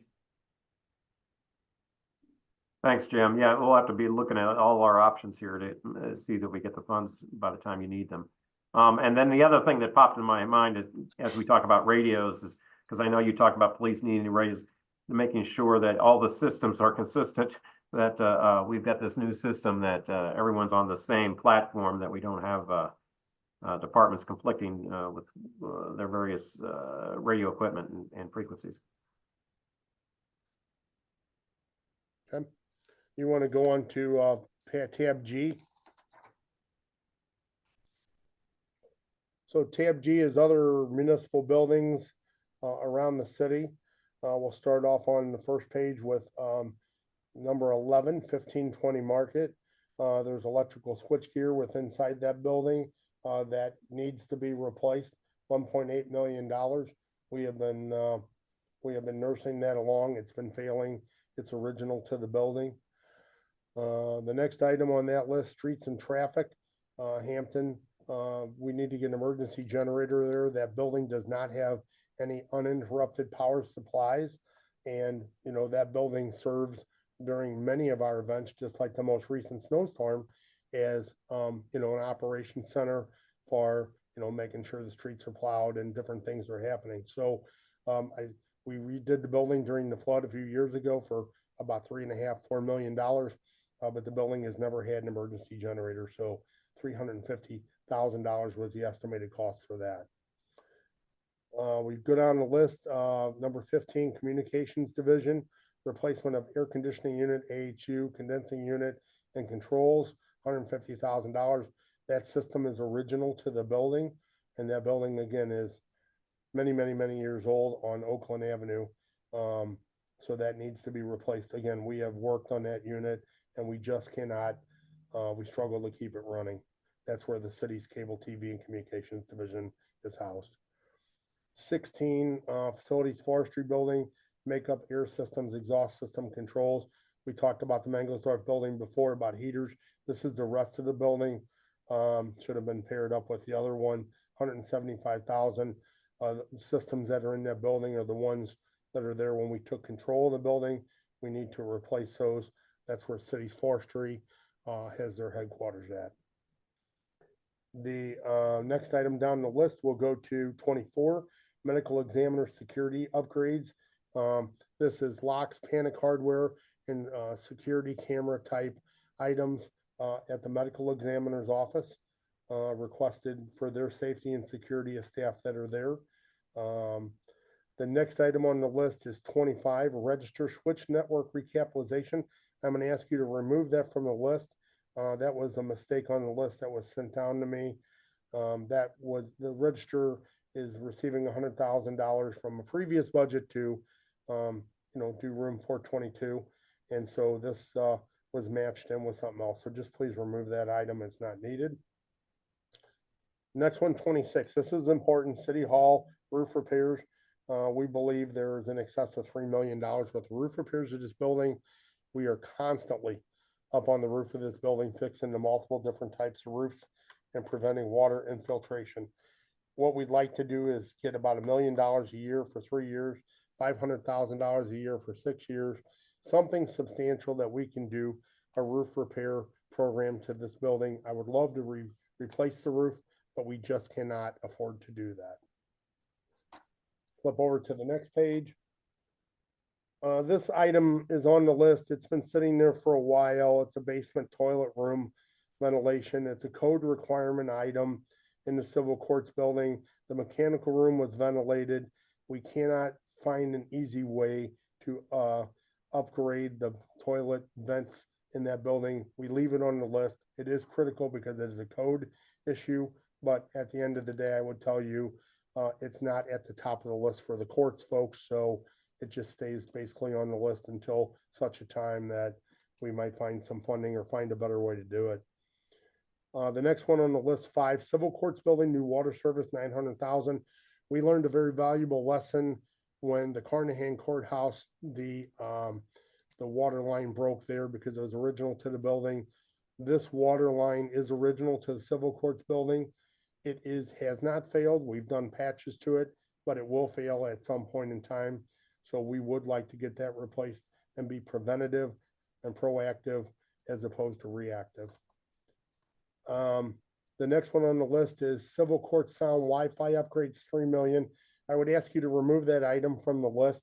That is all part of the courtroom modernization project, and so it was redundant and is no longer needed to be a standalone item. Hey, Rich, I was gonna just say, we're running up against time. Is everyone okay if we go a few minutes over? Or- One I'll more have time. to head out by around 11:30, but I'll watch online for the rest of it. Okay, Okay. okay, thanks. So let me just buzz through, trying kind of quickly here. You got civil courts repairs, structural repairs, phase 2 and phase 3. Those are big numbers. What I really need for this year is about 600,000 to finish phase 1 that we've already started. It was 825,000. Again, that building has a lot of face panels. It's needs maintenance. The building, the stonework on the outside is starting to fall off, come loose on the building, and we are working to get that all secured with a structural engineer. Phase 1's under construction, as I talked about. 13 building fan coil replacement. These are in all the courtrooms. These are the ones that drip water, and they all need to be replaced. They're relatively original to the building as well, and keep the building cool. But you know, they're a big mess in that building for the courts. Carnahan Courthouse replaced supply and water waste piping. That is the stacks for the drains in the building. Original the building, we've had a lot of leaks. That is a carte blanche project. We could do pieces of that if the funding was available. Replace revolving doors on the Carnahan Courthouse, 130,000. Those revolving doors are the air locks to the building that make the HVAC work. We're doing one on civil right now. Courtroom modernization, 6.18 million. We put funding towards this already. This is for 31 courtroom upgrades of audio, visual, digital technology. And we are in process on doing some of that with Amanda now, as I talked about previously. And then this miscellaneous courthouse upgrades. This is a discretionary fund that they're asking for, very similar to my building repair fund. If something comes up, they can address it with a work order rather than try to find the funding if it happens. If you flip to the next page, you got the family juvenile court, gate, key card striping, outdoor yard, and lot security upgrades. I think that's somewhat self-explanatory for 500,000. Better security for those areas at the juvenile detention center. The next one down, family court and juvenile detention center, doors, locks, residential upgrade. They're asking to upgrade the doors and locks, an additional residential unit so that they can house more individuals in a secure environment. ITSA switch network recapitalization. That's a big item. It should be, instead of 600,000, it should be 100,000 with $10,000 annually is what they're asking for. Not 600, should go to 100,000 and be 10,000 annual ask. So I don't know if we want to do that as a capital item. Again, I mentioned they had grant funding for it, so I think they do have some other funding as well. They're trying to use up first. The Hyper-V server is not 400,000, that is 900,000. And that is a multi-year project of 225,000 for 4 years. And that one, I know they really would like to get some funding for that and get that project started. And then the core switch replacement is 400,000, and that's 100,000 a year for 4 years. Flip to the next page. We have circuit attorney. The first item, number 1, the integration of the new body camera software. Please remove that. They completed that work. The circuit attorney security upgrades. This is general office security, security cameras, panic hardware, locks, doors, so forth for their office areas in the Carnahan Courthouse. Comptroller number 1, 1520 Market. This is doors and facade repairs at the 1520 Market building for $1 million. And I will say this one is definitely needed. The doors generally don't work at 1520 Market. It becomes a problem for all the different folks that use that building and the courts that use that building. The doors are always propped open. It lets the HVAC out. The HVAC doesn't work properly over there. So there are a number of things that need to be done with the facade of that building. and we really haven't done anything with it generally. Number two, Gateway Transportation Center, train, platform A and B. This project, and I do have a description of this one, is, this safety related project to repair the Amtrak passenger walkways and platforms. It will also repair federally mandated safety tiles along the edges of those platforms for 155,250. The municipal garage, this is another item we really need to consider here. We put substantial amount of money into this building, but it really needs a half sole repair on the roof on top, about $1 million. A lot of concrete work needs to be done there. The building leaks water. Majority of our employees park in there, damages vehicles. Concrete falls off and falls. And so unless there's another place to park vehicles, the municipal garage really needs a substantial amount of work. Drop down the street department tow lot, relocation of the towing operation, about $6 million. What that does, it takes the tow lot from its current location up on Hall Street, which is way undersized for what the vehicles that it stores there. The building has been substantially damaged during the tornado that came up about a year or two ago, not the most recent one, actually prior to that. The roof lifted up and set back down. There are a lot of issues with that building, including the question of who actually owns that building. We believe that Metro actually owns the building, and we don't believe the city actually owns it. That's correct, Rich. We do not own that building. We do not own that property. And just a further comment, our office has been working with the street department on some solutions that are a whole lot less costly than what's shown there. I think the next step is going to be that we need to sit down with them in the mayor's office and talk it through. But we do not own that building. It is owned by Metro. I'm sorry, that property is owned by Metro. So, see, right. And so that's fine, Jim. This is the idea here was to move it to the MSI property and develop a tow lot there. But if you guys have a better solution, more power to you. That's great. Well, that's one of the choices, but it won't cost $6 million. Okay. Well, that's good. I mean, we got to put it somewhere hopefully where there's developed utilities that we can tap into. South Refuse. This is miscellaneous building repairs to the existing South Refuse garage building, which is adjacent to the incinerator building at 4100 South First Street. There are a myriad of items that need to be done there as far as the heaters in the building, the roofing, the locker rooms, all these type of things to keep that building up to grade for about 40 employees to work in there daily. And so there is a discussion about the actual transfer station moving up the hill through a grant through Susan Taylor and the Port Authority, but there is no location or facility where the dumpster operation or where the drivers are going to report to. And so for the short term, that building needs a number of repairs to make it livable for our employees to work out of there. And then number three is replace 2 makeup air units and exhaust fans. That is actually in the incinerator building where Randy Breitenfeld resides.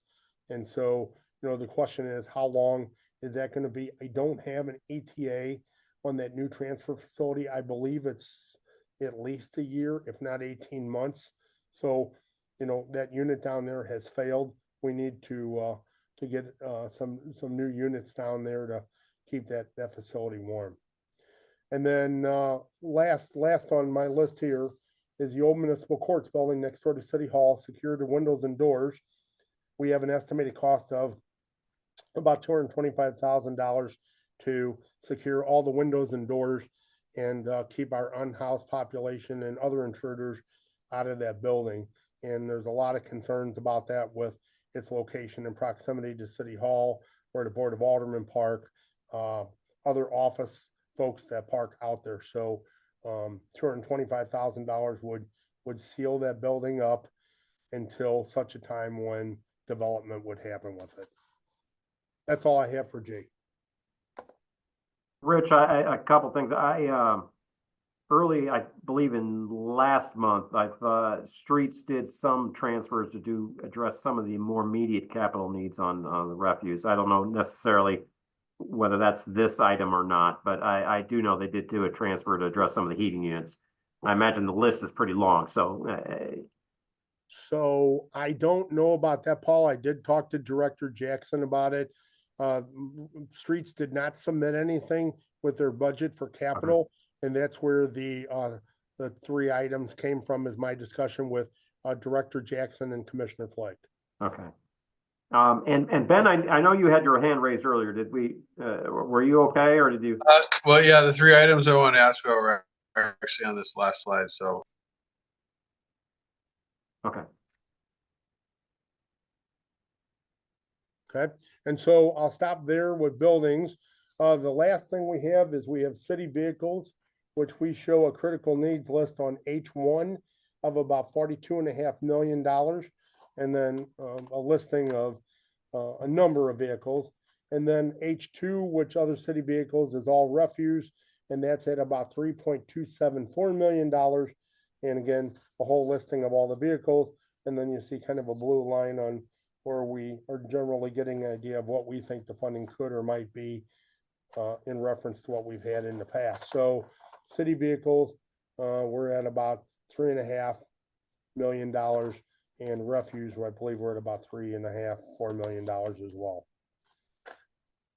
And typically what we have done on vehicles is that we've allocated a certain amount, and we just work, and ESD through Rich has set it up as a priority. And wherever that line is, that's where it gets cut off. So, and obviously there's a big, long list of critical needs there, and we can't fund it all. So they try to prioritize them, and whatever amounts we're able to provide, that's what we fund. And so these lists are what we see at the moment. I do think there are ensuing discussions happening between Commissioner Kambich and the directors and the commissioners to ensure we get critical operational vehicles funded.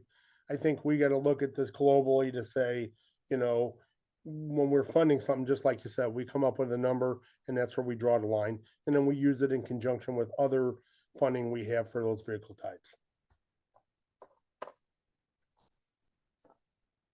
I'm open to any questions anybody has, and I'm sorry I'm 10 minutes over. I appreciate your thoroughness on going through that list, Rich. Any questions about any of that? Okay. So for our next step, again, as I mentioned, today, this is just sort of get your mind around what our challenges are with the capital budget going next year. You've got a sort of an idea about how much money we have available. And Jim, as Jim mentioned, we do have that potential for a GO later this year. Keep that in mind, particularly those items that are suitable to GOs. In other words, longer term assets that we have to fund over time. What's going to transpire now is that it's starting next week on Thursday evenings for the next 4 or 5 weeks. We will be meeting with the Citizens Advisory Committee, and I will send out a schedule. You're free to join if you like. We will be meeting with that committee and having presentations from various departments scheduled. I'll send that out to you all as well. Again, you're welcome to join that. What we do with that is we get some input from the Citizens Advisory Group. And then as a committee, the Capital Committee reconvenes probably sometime in mid-March to again start formulating both the response we got from the Citizens Advisory Committee and any updates we've got on revenues, and sort of try to coalesce around a funding recommendations that we can take forward, because we need to have that done by the first week of April.